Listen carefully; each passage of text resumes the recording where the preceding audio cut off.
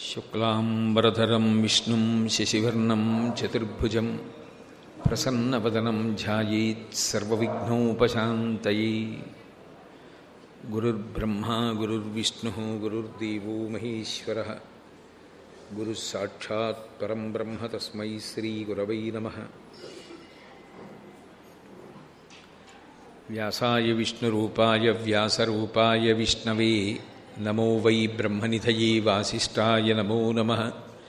కూజంతం రామ రామేతి మధురం మధురాక్షరం ఆరుహ్య కవితాశాఖాం వందే వాల్మీకికోకిలం. శ్రుతిస్మృతిపురాణానాం ఆలయం కరుణాలయం నమామి భగవత్పాదశంకరం లోకశంకరం. వాగర్ధావివ సంపృక్తౌ వాగర్ధప్రతిపత్తయే జగతః పితరౌ వందే పార్వతీ పరమేశ్వరౌ. సూక్తిం సమగ్రయతున స్వయమేవ లక్ష్మీః శ్రీరంగరాజమహిషీ మధురైఃకటాక్షైః. వైదగ్ధ్యవర్ణగుణగుంభనగౌరవైర్యాం కండూలకర్ణకుహరాः కవయోధయంతి. హైమోర్ధ్వపుండ్రమజహన్మకుటం సునాసం మందస్మితం మకరకుండలచారుగండం. బింబాధరం బహుళదీర్ఘకృపాకటాక్షం శ్రీవేంకటేశముఖమాత్మని సన్నిధత్తాం. విమలపటి కమలకుటి పుస్తకరుద్రాక్షసస్తహస్తపుటి కామాక్షి పక్ష్మలాక్షి కలిత విపంచి విభాసి వైరించి. మనోజవం మరుతతుల్యవేగం జితేంద్రియం బుద్ధిమతాం వరిష్టం. వాతాత్మజం వనరయూధముఖ్యం శ్రీరామదూతం శిరసా నమామి.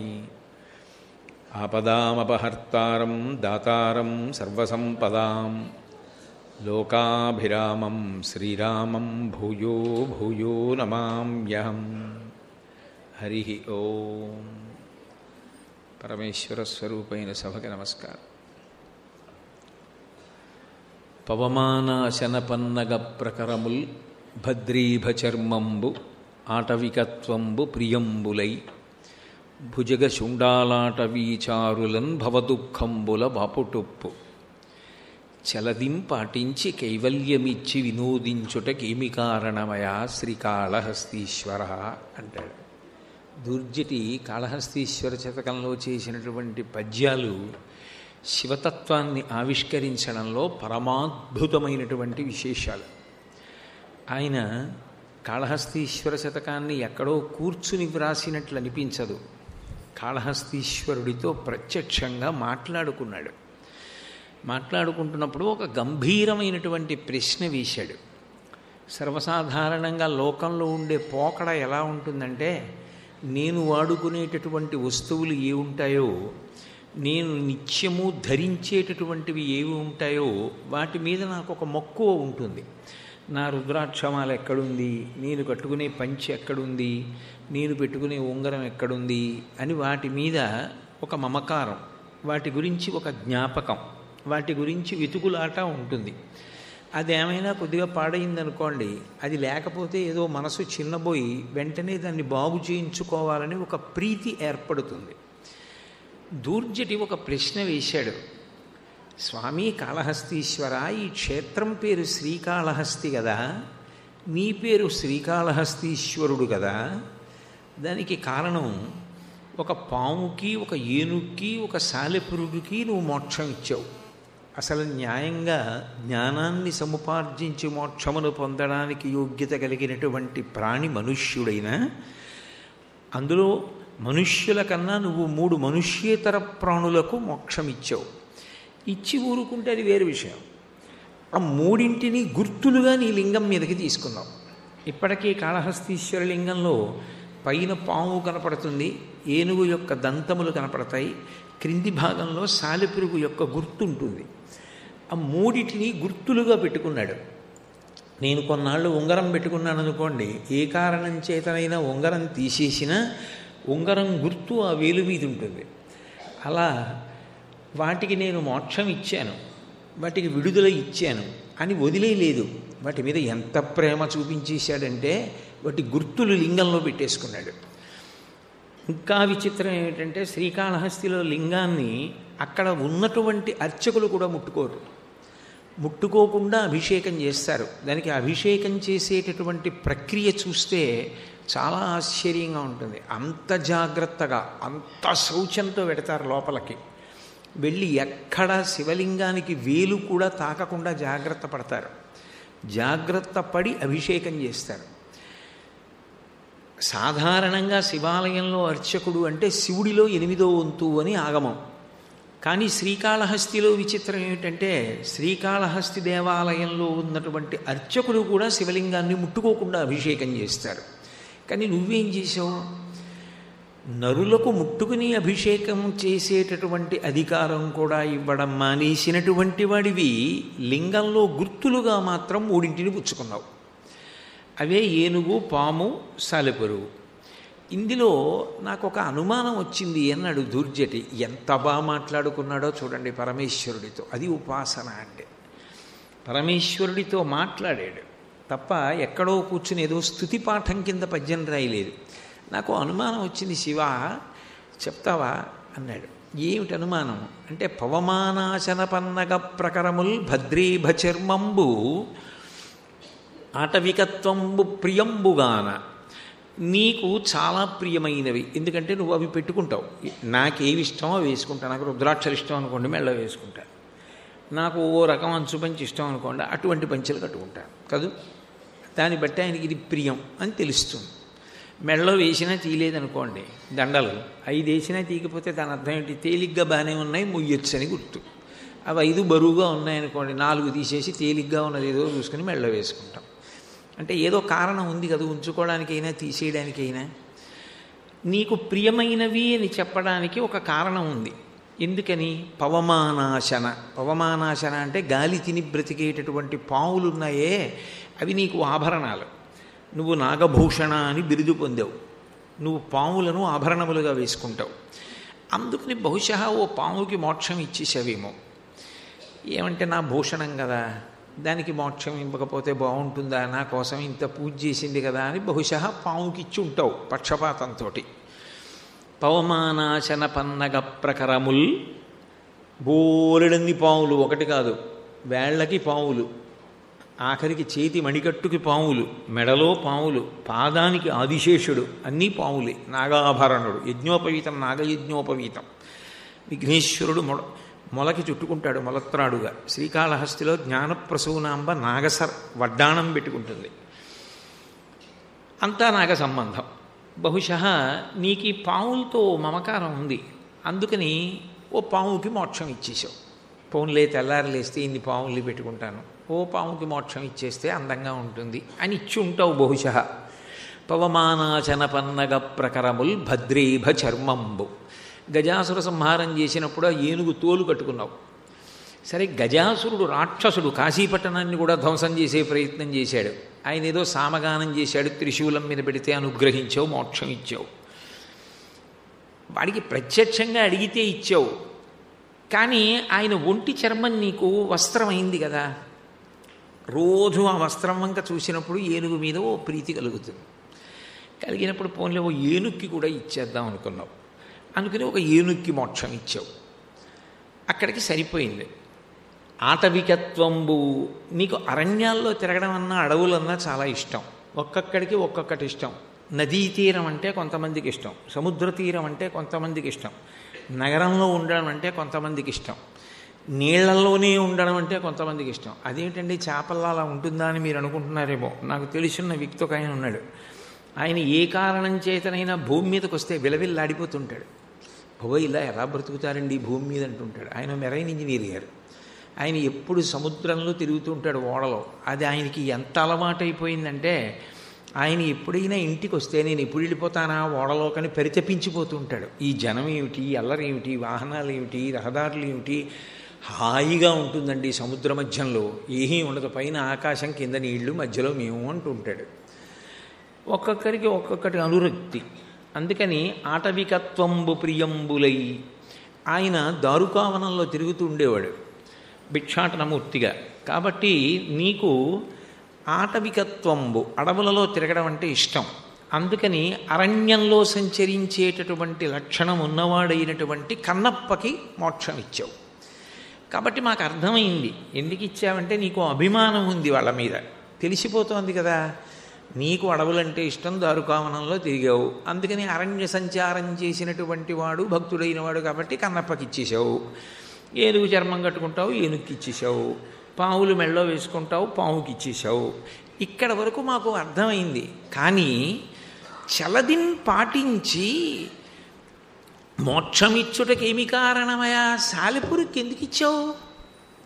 నీకు సాలెపురుక్కి సంబంధం ఉందని కానీ, సాలెపురుగుల గురించి నీకు ప్రీతి ఏర్పడడానికి కథ ఉందని కానీ, సాలెపురుగులు నీకు ఏదో ఉపకారం చేశాయని కానీ, సాలెపురుగుల్ని నువ్వేదో ఒంటి మీద పెట్టుకుంటావని కానీ ఎక్కడా నీ చరిత్రలో కనపడలేదు. ఇక్కడ వరకు అర్థమైంది. కానీ సాలెపురుగుని మాత్రం నువ్వెందుకు అసలు మోక్షం ఇచ్చి శివలింగంలో ఉండేటట్టుగా చేసి శ్రీకాళహస్తి అని పేరు పెట్టావు? కన్నప్పని తీసుకెళ్ళి నువ్వు కింద కూర్చుని కొండ మీద కన్నప్పని పెట్టావు, భక్తుణ్ణి పైన కూర్చోబెట్టావు, నువ్వు కింద కూర్చున్నావు. నీ అనుగ్రహానికి హద్దు లేదు అసలు.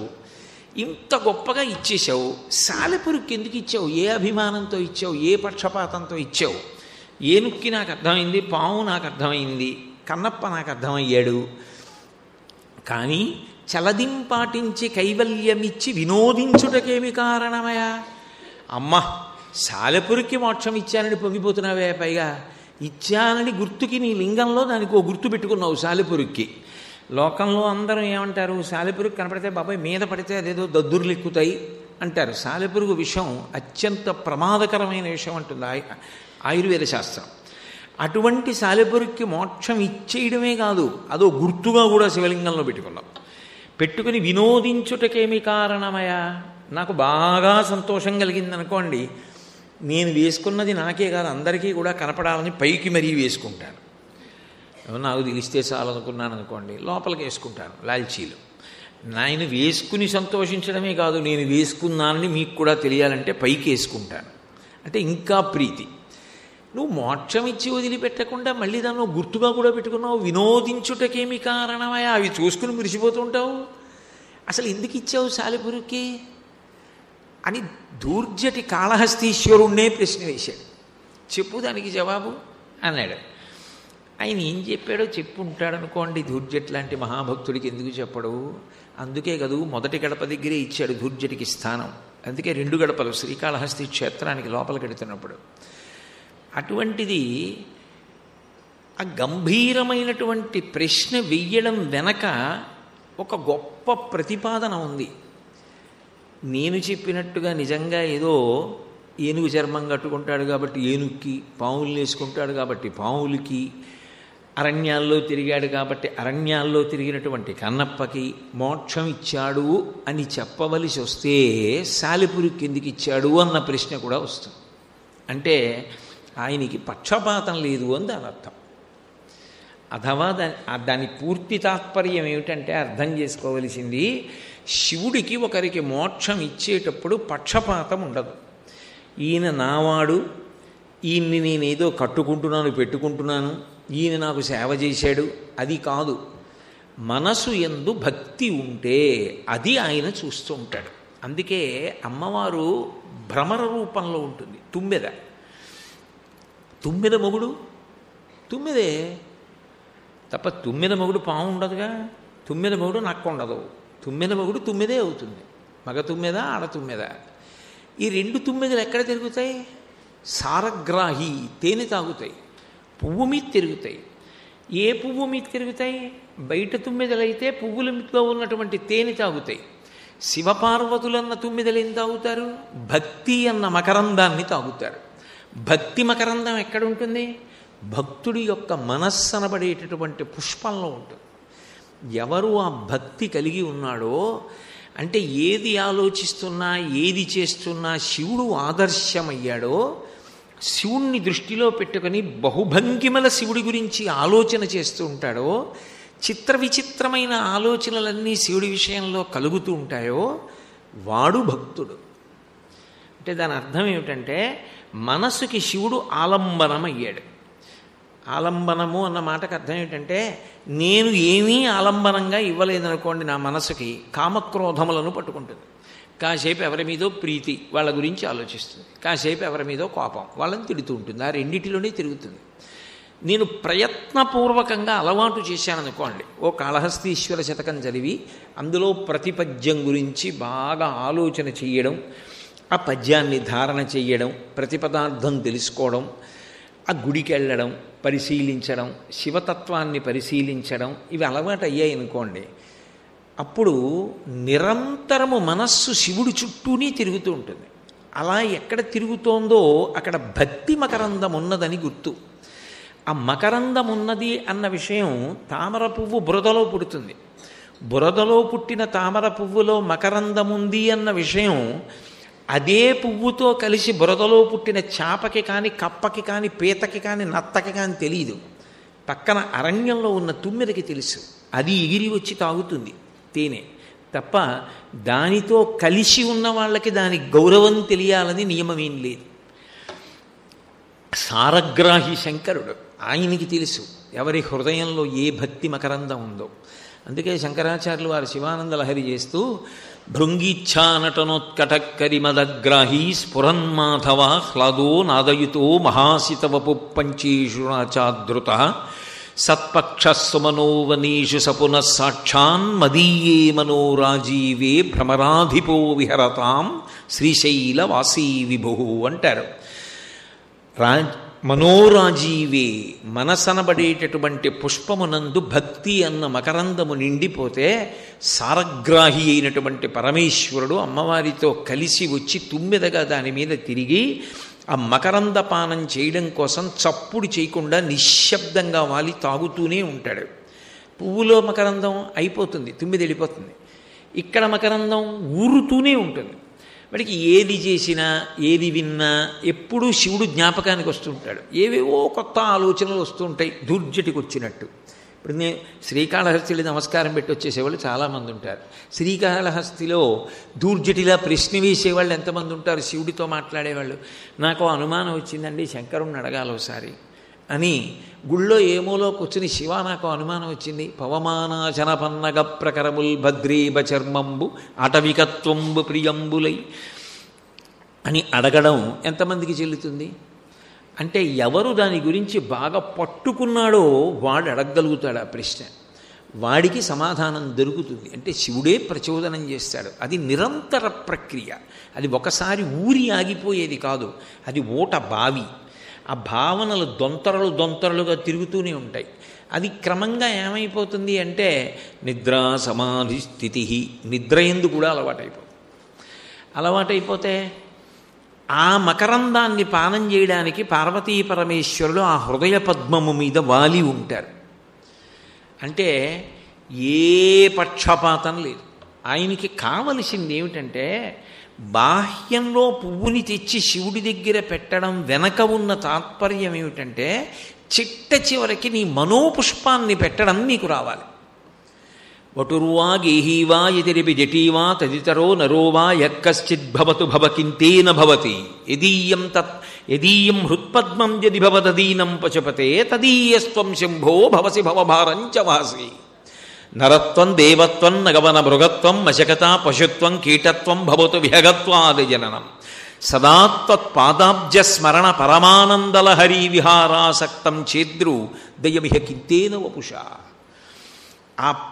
ఆయన పాదపద్మముల యందు రమించగలగాలి. దానికి శివపూజ ఒక ఆధారభూమి. ఎందుకని? శివపూజలో మీరేం చేస్తారు? అనేక రకాలుగా మనస్సుకి ఆదేశములను ఇస్తూ ఉంటారు. నిజానికి కర్మేంద్రియములతో చెయ్యమని కాదు, కర్మేంద్రియాలతో చేస్తాడు అంతవరకే.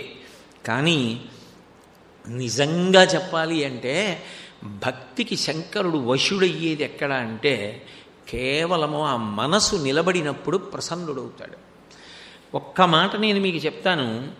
మీరు ఓ శివాలయంలోకి వెళ్ళారు, లేదు మీ పూజా మందిరంలోనే శివుడి మూర్తి ఉంది, ఆవాహయామి అన్నారు, ఆసనం సమర్పయామి, చాలు పూజ ఆగిపోవడానికి. ఇక పూజ అవల, ఆసనం సమర్పయామి అన్నాడు, కన్నుల నీరు కారిపోతూ అలాగే కూర్చున్నాడు.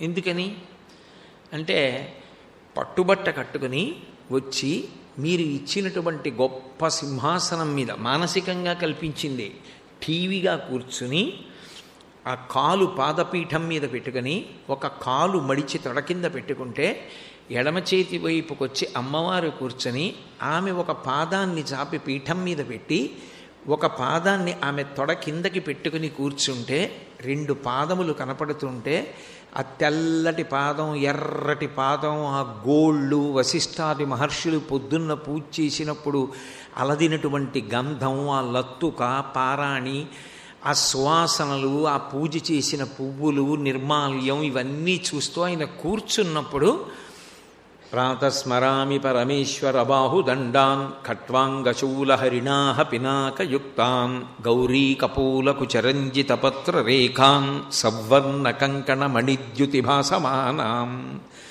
యోగికి వినపడతాయి ఆయన కూర్చున్నప్పుడు ఆయన చేతుల యొక్క కంకణముల కణకణలు, ఆయన పాదమునకు పెట్టుకున్నటువంటి మంజీరముల సవ్వడి, అమ్మవారు నడిచి వచ్చి కూర్చుంటున్నప్పుడు ఆమె పెట్టుకున్న ఆభరణములు ఒకదానితో ఒకటి ఒరుసుకున్నప్పుడు వచ్చేటటువంటి ధ్వని, రత్న కంకణములు గల్లు గల్లని మ్రోయ అంటారు. ఆ రత్న గాజులు రత్నాలతో పొదగబడినవి ఒకదానితో ఒకటి తగిలి వచ్చినటువంటి చప్పుడు, ఆమె పాదములకు ఉన్నటువంటి మంజీరముల సవ్వడి, ఆమె వడ్డాణం పెట్టుకుంటుంది. కొణత్ కంచీదామా కరికలభ కుంభస్తనత పరీక్షీణా మధ్యే పరిణత శరచ్చంద్రవదన ధనుర్బాణం పాశం శృణిమపి తథానాకరతలై పురస్తాదస్తాంన పురమధితురహో పురుషికా అంటారు శంకరుడు సౌందర్యలహరిలో.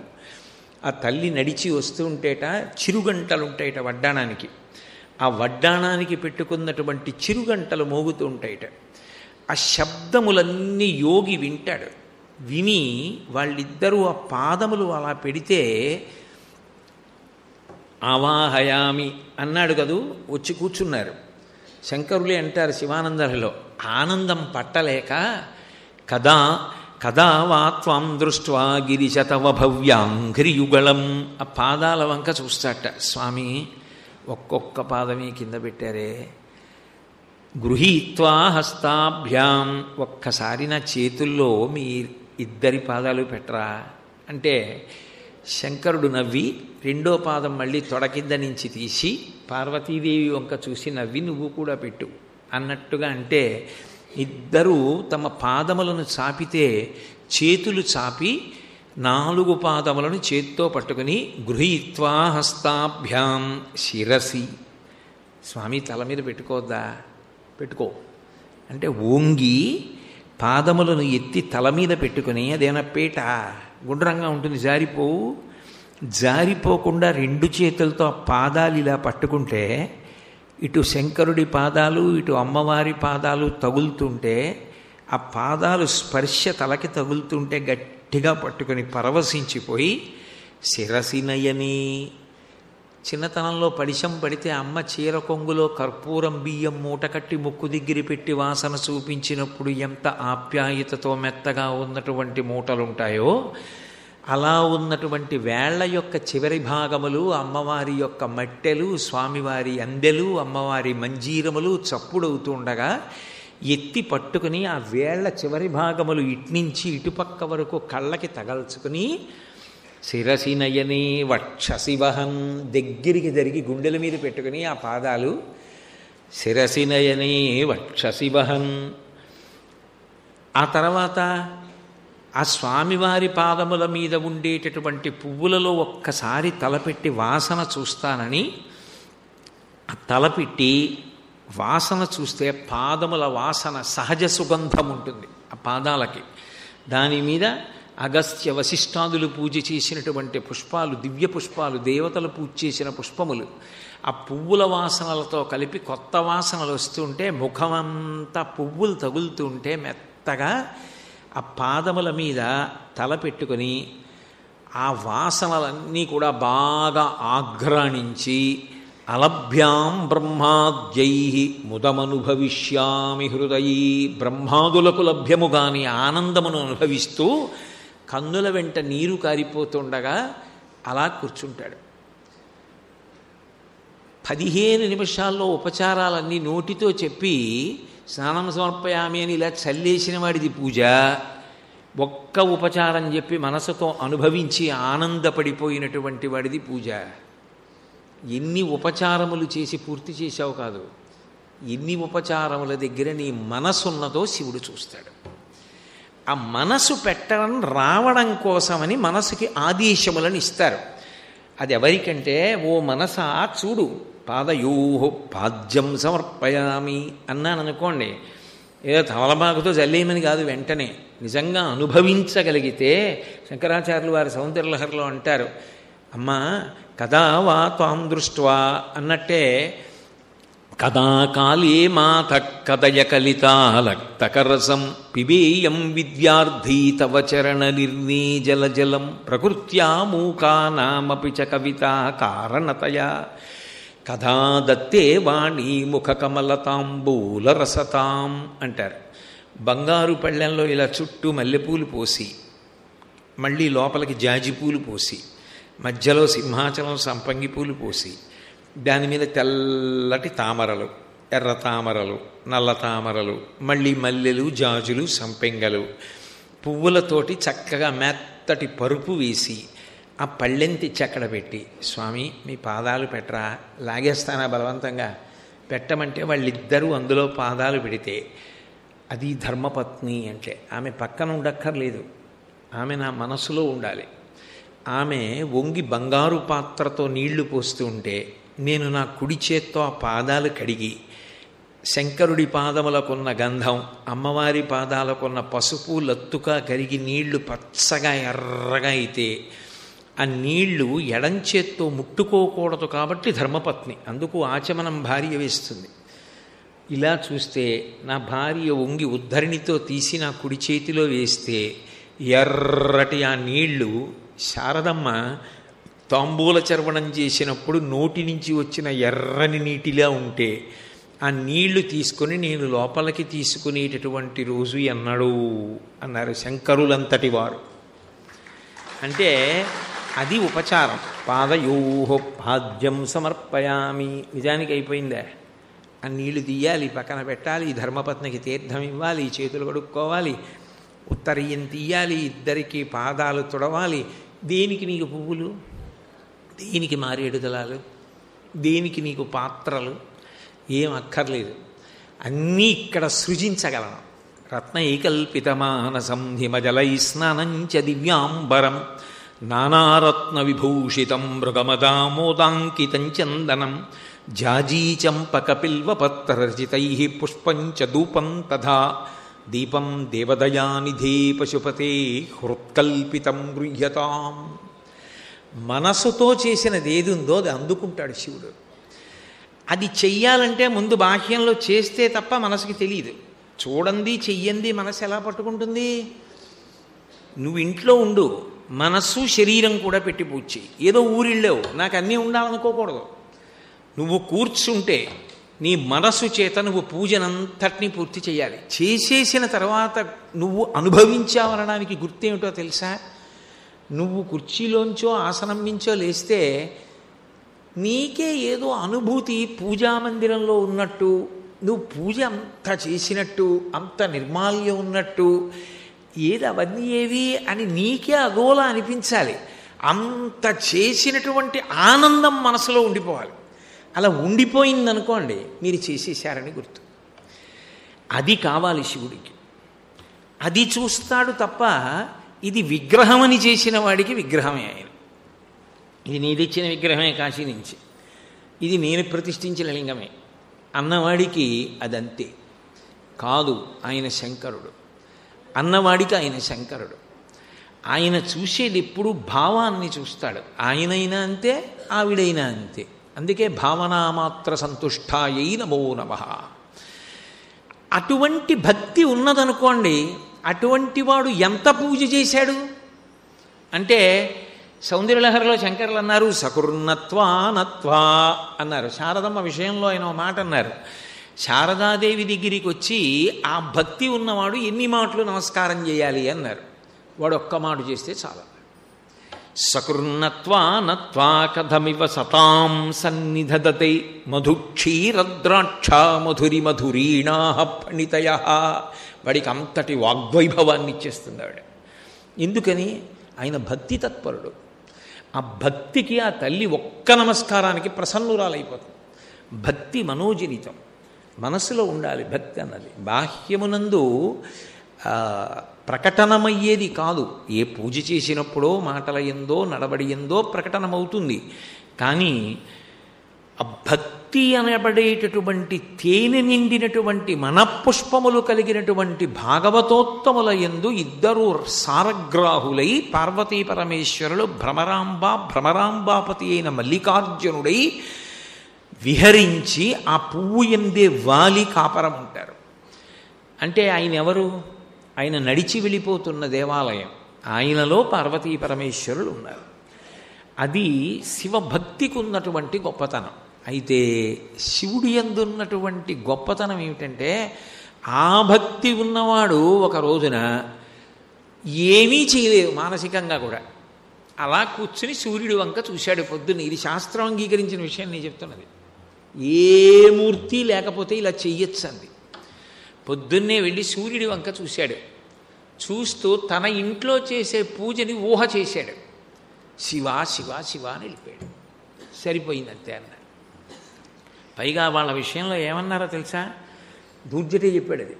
గ్రహదోషంబులు దుర్నిమిత్తములు నీ కళ్యాణ నామంబు ప్రత్యహమున్ పేర్కొను ఉత్తమోత్తముల బాధింపంగా చాలునే, దహనం కప్పక చాలునే శలభ సంతానంబు, నీ సేవ చేతి హతక్లేశులు కారు కాక మనుదుల్ శ్రీకాళహస్తీశ్వర. శివ, నువ్వేమడిగావు? నీ నామము చాలు.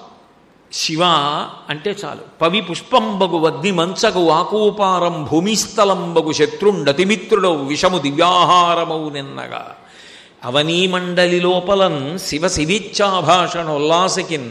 శివ, నీ నామము సర్వవశ్యకరమౌ శ్రీకాళహస్తీశ్వర. ఇప్పుడు అప్పుడు అని కాదు, శివనామము ఎప్పుడూ చెప్పవచ్చు. ఆ నమ్మకం ఉండి శివనామం పట్టుకున్నవాడు ఉంటాడే, ఆ నామం ఒక్కటి చాలు, వాడి దగ్గరికి యముడు కూడా రాడు. మార్కండేయుడల్లా కిన్నో మృత్యుక్కరిష్యతి అన్నాడు. దాన్ని ఏం చేస్తాడన్నాడు. హతక్లేశులు కారు కాక మనుదుల్ శ్రీకాళహస్తీశ్వర. గ్రహదోషంబులు దుర్నిమిత్తములు, జాతకాలు ఎలా ఉన్నాయినా ఉండనివ్వండి, గ్రహాలు ఎలాగైనా తిరగనివ్వండి, నిమిత్తములు ఎలాగైనా ఉండనివ్వండి, శివుడు ఉన్నాడని నమ్మి నామం పట్టుకున్న వాడి విషయంలో పని చేయడానికి వీల్లేదు. అందుకే నవగ్రహాలు ఆయనకి కవచమై ఉంటాయి శ్రీకాళహస్తిలో. అటువంటి శివభక్తుణ్ణి చెనకడం ఎలా సాధ్యం? అందుకే నేను ప్రత్యక్షంగా వ్యక్తిగతంగా జీవితంలో ఒకరి విషయంలో చూశా. ఒకరి జాతకం చూసి ఆశ్చర్యపోయాడు జ్యోతిష్కుడు. భయంకరమైన స్థితిలో ఉండాలి ఈ జాతకుడు, ఎవరితను అని అడిగాడు. ఆయన శుభ్రంగా ఉన్నాడు. అసలు ఆయనకి జాతకం ప్రకారం అయితే భార్య వెళ్ళిపోవాలి. ఆయన్ని తీసుకొచ్చి చూపిస్తే చూసి ఆయన అన్నాడు, మీ భార్య గారు శుభ్రంగా ఉంది, ఇద్దరం కలిసి సుఖంగా తిరుగుతున్నాం. మీరు శివభక్తులా అని అడిగాడు. అవును, నేను శివభక్తుడే అన్నాడు. అది సంగతి అని మూసి జాతకం ఇచ్చేశాడు. శివానుగ్రహం శివానుగ్రహమే. గ్రహములను శాసించగలడు ఆయన. లేకపోతే ఈశ్వరత్వం ఎలా ఉంటుంది? గ్రహములు ఫలితాన్ని ఇస్తాయి, కానీ గ్రహములను శంకరుడు శాసించగలడు.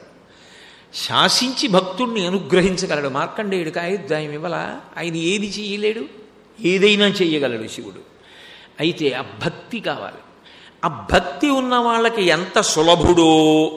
నమో నేధిష్టాయ ప్రియదవదవిష్టాయ చ నమో. కావాలంటే ఉన్నాడు, లేడంటే లేడు అని ఓ విచిత్ర భక్తి ఉంటుంది కొంతమంది ఎందు. శివుడు తింటాడు ఏంటండి, మెట్ట వేదాంతం. తింటాడని నువ్వు నమ్మి మనసులో అనుకుంటే చాలా. ఆయన చూపుల చేత తింటాడు. ఆయన నోటితో తినక్కర్లా, చూపులతో చూసి తింటాడు. అది ఈశ్వర శక్తి. చూపు చూస్తాడు అంటుంది శాస్త్రం. కానీ ఆయన తింటాడా, తింటే పెడతారా, ఇవన్నీ అర్థం లేనటువంటి మాటలు, దాని మీద సరి అయిన అవగాహన లేని మాటలు, పెద్దలు చెప్పిన విషయాలు పరిశీలించని మాటలు.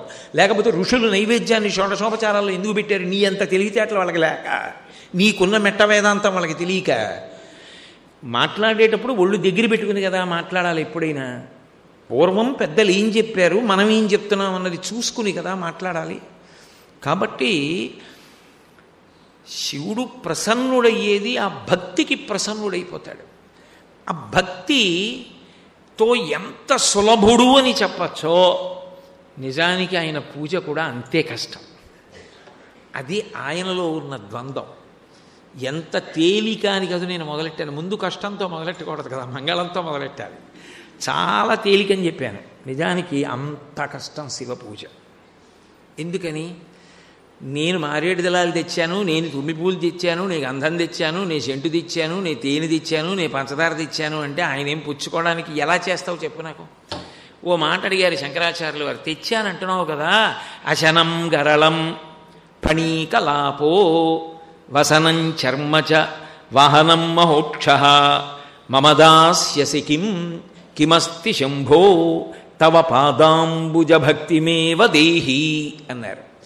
ఏది అన్నిటికన్నా ప్రీతి ఉంటే ఏం చేస్తారు? ఏదైనా పెడతారు. మీకు నా మీద చాలా ప్రేమ ఉందనుకోండి, ఓసారి మా ఇంటికి రండి, మా ఇంటికి రండి అన్నారనుకోండి, నేను వచ్చాను అనుకోండి, ఆ ప్రేమ ఉన్నప్పుడు ఏం చేస్తారు? మీరు వచ్చి వెళ్ళిపోవడం కాదు, మజ్జిగ తాగుతారా, పాలు తాగుతారా, కాఫీ తాగుతారా, అరటిపండు ముక్క తింటారా, ఏదో ఒకటి కొద్దిగా తినేళ్ళాలి. ఏమీ కాకపోతే చెప్పండి, చింతకాయ పచ్చడి చేతికి రాస్తాం, నాకు వెళ్ళిపోండి. డొక్కా సీతమ్మ గారు చింతకాయ పచ్చడి అయినా పెట్టకుండా పంపించేవారు కాదు మహాతల్లి. ఏదో ఒకటి తినాలంటారు. ఎందుకు? ప్రేమ కొద్ది. అమ్మ ఏం చేస్తుంది? ఒక్కొక్కరింటికి వెళ్ళామనుకోండి, ఆ ప్రేమకి కట్టుబడి సరేనమ్మా కొద్దిగా పాలు ఇవ్వండి, తాగి పెడతాం అంటున్నారా లేదా? మీరు ఎవరైనా మిమ్మల్ని ప్రీతిగా పిలిస్తే, శంకరుడి మీద మీకు ప్రీతి ఉందనుకోండి, ఆయనకి ప్రీతి అయింది పెట్టాలి. ఆయన ఏం తిన్నాడని ఉంది శాస్త్రాల్లో? హాలాహలం తాగాడు, పట్టుకొచ్చి పెట్టగలమా? హాలాహల విషం, మామూలు విషం కాదు. ఆ విషం తీసుకొచ్చి అక్కడ పెట్టాలి. ఎందుకని? అశనం గరళం అది తిన్నామని ఉంది లోకాల్లో. ఏది పట్టుకొచ్చి పెడతావా? ఎలా చేస్తావు శివపూజ? వసనం చర్మచ వస్త్రయుగ్మం సమర్పయామి అన్నప్పుడు ఆయన కట్టుకున్నాడు అని చెప్పబడుతున్నది ఏనుగుతోలు. ఏది పట్టుకొచ్చి పెట్టగలవా? వెంటనే ప్రభుత్వం పట్టుకుంటుంది అలాంటి పనులు చేస్తే. ఇప్పుడు ఏనుగుతోలు ఎలా వస్త్రయుగ్మం సమర్పయామి? ఇవ్వడానికి వస్త్రం లేనివాడివి స్నానం చేయించి తడిబట్టలతో వదిలేస్తావు అలా ఆయనకి? కాబట్టి వెనక ఉపచారం లేదు, చేయలేవు. స్నానం చేయించడం చేత కానప్పుడు ఆయన్ని పిలిచి ఆవాహయామి ఏం చేస్తావు? పోయి నీళ్ళంటే వెనక ఇవ్వడానికి బట్ట ఏది నీ దగ్గర? బట్ట లేదు కాబట్టి పూజ లేదు, ఆగిపోయింది. వాహనం మహోక్ష రాజోపచారాలు చేసినప్పుడు ఏదో వాహనం సమర్పయామి అది ఇది అనాలనుకోండి, ఆయనకి నందీశ్వరుణ్ణి తీసుకురావాలి. ఆయన వచ్చి రంకి వేసాడు అనుకోండి, ఇంకేమైనా ఉందా? ఎక్కడి నుంచి తీసుకొస్తావు? కాబట్టి శివ మీకు ఇవ్వడానికి నా దగ్గర ఏం లేవు. రెండు, మీ దగ్గర ఉన్నవి నేను తీసుకోలేను కూడా. మీరు బాగా పట్టుకోవాలి. శంకరాచార్యులు వారి శ్లోక గాంభీర్యం అలా ఉంటుంది. నాకేముందో అది నేను మీకు పెడతాను. మా ఇంటికి వచ్చారనుకోండి, నేను విషం తాగేవాడిని అనుకోండి, నేనేం చేస్తాను? నేను కాఫీ తాగుతుంటే మీరు వస్తే ఏమాయ్ వాళ్ళకు కూడా కొద్దిగా కాఫీ అంటాను. నేను మజ్జిగ తాగుతుంటే మీకు మజ్జిగ ఇస్తాను. నేను విషం తాగితే వాళ్ళకు కూడా కొంచెం విషమి అంటాను. పుచ్చుకుంటారా? గరళం పుచ్చుకునేవాడు గరళం ఇస్తాడు. అయ్యి బాబాయ్ నాకు వద్దు స్వామి. అశనం గరళం ఫణీకలాపో ఆయన మామూలు పాములు కావు, వాసుకిని మెళ్ళో హారంగా వేసుకుంటాడు, శేషుణ్ణి పాదానికి పెట్టుకుంటాడు. మామూలుగా పెద్ద పాము ఏడు, చిన్న పాము పిల్లని చూస్తేనే పారిపోతాం మనం. అంతంత పెద్ద పెద్ద పాముల్ని మెళ్ళో వేసుకుంటాడు. ఏది భూషణం సమర్పయామి అని 4 త్రాసు పాములు, 3 గోధుమ త్రాసులు, 4 నాగు పాములు పట్టుకొస్తావా గుళ్ళోకి? లేకపోతే పూజలో రోజు పెట్లు అక్కడ పెట్టి బయటికి తీస్తావా వాటిని? ఎలా సాధ్యం? అసలు పూజ ఎలా చేస్తావు? పోనీ చేసావు, స్వామివారు చాలా ప్రసన్నుడై నీకు హారం ఇస్తున్నాను ఓయ్ అని తీసి మెళ్ళ వేస్తానంటే ఏమైపోతావు? ఫణీకలాపో వసనం చర్మచ. కొంతమంది దగ్గర ఓ విచిత్రమైన భక్తి ఉంటుంది. ఏమంటే మాకు కొత్త పంచొద్దు, మీరు కట్టుకొదిలేసిన పంచోటి ఇద్దరు అంటూ ఉంటారు. శేషవస్త్రాలు. దేవుడి గుడికి వెళ్ళారు అనుకోండి, కొత్త బట్ట ఇస్తే అంత సంతోషంగా ఉండదు. భగవంతుడికి కట్టి విప్పేసిన బట్ట మీరు ఇచ్చారనుకోండి, అది మరకలైపోయినా కూడా అది పూజలో కట్టుకుంటారు. శేషవస్త్రం అంటారు. పెద్దలకి శేషవస్త్రాలు బహుకరిస్తారు. అలా ఏదో పెద్దలు ఉన్నారు అనుకోండి, వారు కట్టి విప్పిన బట్ట తీసుకుంటారు. అసలు పుట్టుకలోనే పెద్దలు కట్టి విప్పిన బట్ట వేసి పడుకోబెడతారు. ఆయుక్కారకం అని, ఆ తేజస్సు ఉంటుంది వేదమే ఒప్పుకుంది. ఆ పటలపన్నంలో దేవతలు ఆవహిస్తారు ఆ పంచ మొదలైనవి అంచున్న బట్టలకి అని. కాబట్టి శంకరుడు ఏనుగు తోలు కట్టుకుంటాడు. నువ్వు కట్టుకోవాలి కోటేశ్వరరావు అని చెప్పి ఓ ఏనుగు తోలిస్తే నేనేం చేయను? నా వెంట ఏమి పడిపోతాయి అది కట్టుకొస్తే ప్రవచనానికి. వసనం చర్మచ వాహనం మోక్ష. కాకినాడ వెళ్ళేటప్పుడు దీని మీద వెళ్ళిపోని ఓ ఎద్దునిచ్చాడు అనుకోండి, ఎలా వెళ్ళను? ఆయనంటే ఎద్దెక్కి పెడతాడు నంది మీద. నాకెందుకది? నువ్వు ఇచ్చేవి నాకు పనికిరావు. నేను నీకు కావలసినవి ఇవ్వలేను. ఇంకా నీ పూజ ఏం చేయను, నేను చేయలేను. కానీ ఓ పని చేయి, నీ పాదాల మీద భక్తి నాకు ఇచ్చేయి. ఎందుకు? ఏం చేస్తావు భక్తితో అంటే, కిమస్తి శంభో తవ పాదాంబుజ భక్తిమేవ దేహి అంటే, శివ నిజానికి నీ పూజ చేయడం నా సాధ్యం కాదు. ఇందాకేమన్నాను? అంత తేలిక ఇంకోటి లేదన్నాను. ఇప్పుడేమన్నాను? ఆయన పూజ చేయడం అంత తేలిక కాదు అంటున్నాను. ద్వంద్వాలు ఉన్నాయా లేవా? అంత చెయ్యడం సాధ్యం కాని వాడు అంత తేలిగ్గా వశపడిపోతాడు. ఎప్పుడు? మనసు యందు భక్తి ఉంటే. నిజానికి శివలింగానికి అభిషేకం మొదలెడతారు. మొదలెట్టే ముందు ఓ ధ్యాన శ్లోకం చేస్తారు. నిజానికి అసలు శివాభిషేకానికి కీలకం అంతా ఎక్కడ ఉంటుందంటే అక్కడే ఉంటుంది. అది నువ్వు ముందు ధ్యానం చేయగలిగితే అభిషేకం సిద్ధిస్తుంది అని. ఆ పాతాళ నభస్థలంత భువన బ్రహ్మాండమా విస్ఫుర జ్యోతిస్ఫాటికలింగమౌళి విలసత్పూర్ణేందువంతామృతై అస్తోకప్లుతమేకమీశమనిశం రుద్రానువాకాన్ జపం ధ్యాయేత్ ఈప్సిత సిద్ధయే ధ్రువపదం విప్రోభిషించేచ్చివం బ్రహ్మాండ వ్యాప్త దేహాభసిత హిమరుచాభాసమానాభుజంగై కంఠే కాళాః కపర్దాః కలిత శశికళాశ్చండ కోదండహస్తాః త్రిక్షా రుద్రాక్షమాలా సులలిత వపుషః శాంభవ మూర్తిభేదాః రుద్రాశ్రీ రుద్రసూక్త ప్రకటిత విభవాన ప్రయచ్చస్తు సౌఖ్యం అని ధ్యాన శ్లోకం చెప్పి అభిషేకం ప్రారంభం. ఆపాతాళ నభస్థలంత భువన బ్రహ్మాండమావిస్ఫురత్. పాతాళం కన్నా కింద నుంచి బ్రహ్మాండానికి పైన అంతరిక్షం కన్నా పై వరకు ఆయన నిండిపోయాడు. ఏది చెయ్యి? ఇది కదా చెప్పావు ధ్యాన శ్లోకం. చెయ్యి పూజ. ఎలా చేస్తావు? అందుతుందని ఇంతోటి చెయ్యని. ముఖే ఆచమనీయ సమర్పణ ఎక్కడికి చూపిస్తావు? స్నానం ఎలా చేయిస్తావు? వస్త్రం ఎలా కడతావు ఆయనకి? శంకరాచార్యులు వారే ఓ చోట అన్నారు, శివ నీ పూజ నేను ఎలా చేయమంటావు? నువ్వేమో ఇంత పెరిగిపోయావా? అదే యజుర్వేదంలో ధ్యాన శ్లోకం. నేనేమో నీకు పూజ చేయనా? ఎలా సాధ్యం అవుతుంది? వస్త్రోద్ధూత విధౌ సహస్రకరత పుష్పార్చనే విష్ణుత గంధే గంధమహాత్మతాన్నపచనే బర్హిర్ముఖాద్యక్షత అన్నారు. పాత్రే కాంచన గర్భతాస్తి మయి చేర్బాలేందు చూడామణే శుశ్రూషాం కరవాణితే పశుపతే స్వామిన్ త్రిలోకీ గురు అన్నారు.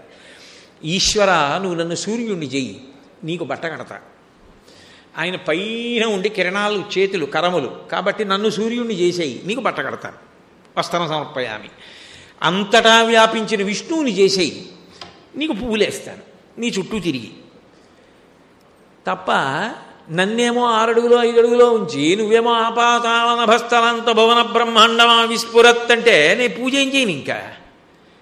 అంటే అంత ఉన్నది ఇలా తగ్గిపోతూ లింగమైపోయి గుర్తయిపోయి నీ ముందుకు వచ్చేసింది. అది ఆఖరికి ముట్టుకుంటే ఇంత అయిపోతుంది. అందుకే ఒక చమత్కారమైన మాట ఒకటి అంటారు, అణోరణీయాన్ మహతో మహీయాన్. ఈశ్వరుడు పర్వతాల్ని తయారు చేస్తాడు.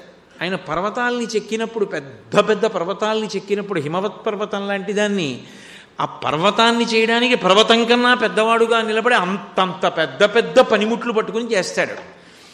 అదే పరమేశ్వరుడు ఒక చీమని తయారు చేయాలి. ఆ చీమకో కన్నెట్టాలి, దానికి ఒక తల ఎట్టాలి, అందులో మెదడెట్టాలి, దానికి ఆలోచన ఉండాలి, దానికి ఒక కాలు కూడా కాదు రైలుకి చక్రాల్లో బోల్డని కాళ్ళు ఉండాలి. అవన్నీ వరుస క్రమంలో నడవడానికి పనికి రావాలి. అప్పుడు ఉలి ఎంత ఉండాలి? చీమకి కళ్ళెట్టేటప్పుడు ఆ కళ్ళు బాగా నొక్కి అంత బాగా పెట్టడానికి ఎంత చిన్న ఉలి ఉండాలి. అంత చిన్న ఉలితో పెట్టన్నారు అనుకోండి, నన్ను ఏం పట్టుకోందని అసలు అది నాకు అందితే కదా. చీమను ఎలా పట్టుకోను, దానికి కన్ను ఎలా పెట్టాను దాంతో. అంటే ఇప్పుడు ఆ ఉలిని పట్టుకోవడానికి నా చేతులంత చిన్ని చేతులు ఉండాలి. నేనంత చిన్నవాడిని అయిపోవాలి. అప్పుడు ఆ చీమని పట్టుకుని కన్నెట్టాలి. పర్వతాన్ని చెక్కినప్పుడు అంత పెద్దవాడినే, చీమకి కన్నెట్టినప్పుడు ఇంత చిన్న పరికరం పట్టుకున్న చిన్నవాడినే. శివ, అసలు నీ సాధనాలు ఒకసారి చూపించబోయే చాలు, నిన్ను తర్వాత సంగతి అన్నాడు. అది శివుడంటే. ఆయన అంత గొప్పగా విశ్వాన్ని చెక్కగలడు, అలా పెరగగలడు, అలా తరగగలడు. అంత నిండిపోయినవాడు అలా తరిగిపోయి తరిగిపోయి తరిగిపోయి వచ్చేసి నీ ముందుకి లింగంగా వచ్చి నిలబడ్డాడు. ప్రదోషకాలంలో మాస శివరాత్రి బాల వెళ్ళి నిలబడ్డారనుకోండి, శివ అంతటా నిండిపోయావు.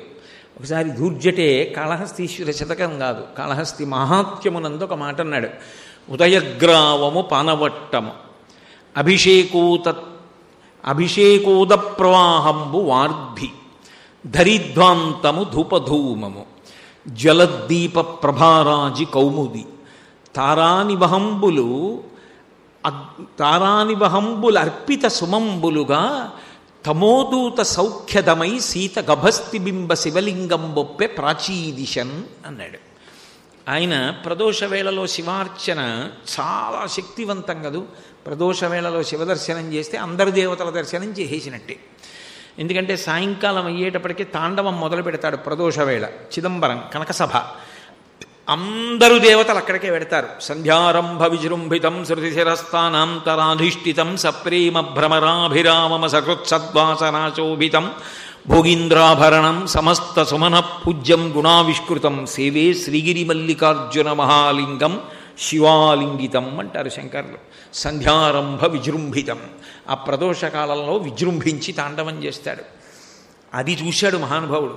ఏ మాటకైనా తప్పు తప్పే, ఒప్పు ఒప్పే. కదా నిలింప నిర్ఝరీ నికుంజకోటరే వసన్ విముక్త దుర్మతి సదాశరస్తమంజలిం వహన్.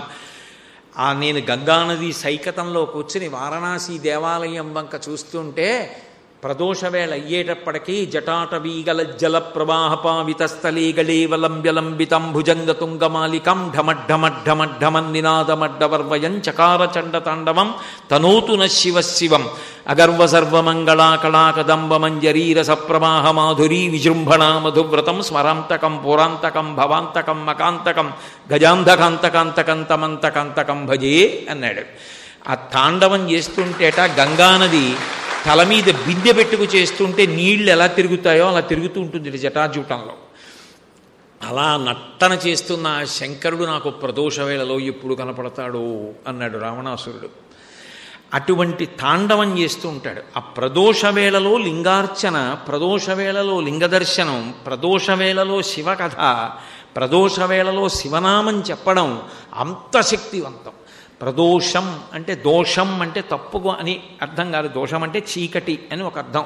ప్రదోషం అంటే చీకటి పడడానికి ముందున్న కాలం. ఆ కాలంలో శివలింగాన్ని దర్శనం చేస్తే అందున ఇటువంటి మాస శివరాత్రి నాడు, అందులో ఎటువంటి మాస శివరాత్రి వాళ్ళ నభో మాసం, శ్రావణ మాసం 12 నెలలలో శివారాధనకి అత్యంత శ్రేష్టమైన కాలం. అటువంటి రోజులలో 30 రోజులలోకెల్లా శక్తివంతం, సోమవారం కన్నా శక్తివంతం ప్రదోషం. ఆ ప్రదోష వేళలో శివలింగం ముందు నిలబడి నమస్కారం చేయాలంటే ఎన్ని కోట్ల జన్మల పుణ్యం ఉంటే అవకాశం ఇస్తాడు ఆయన.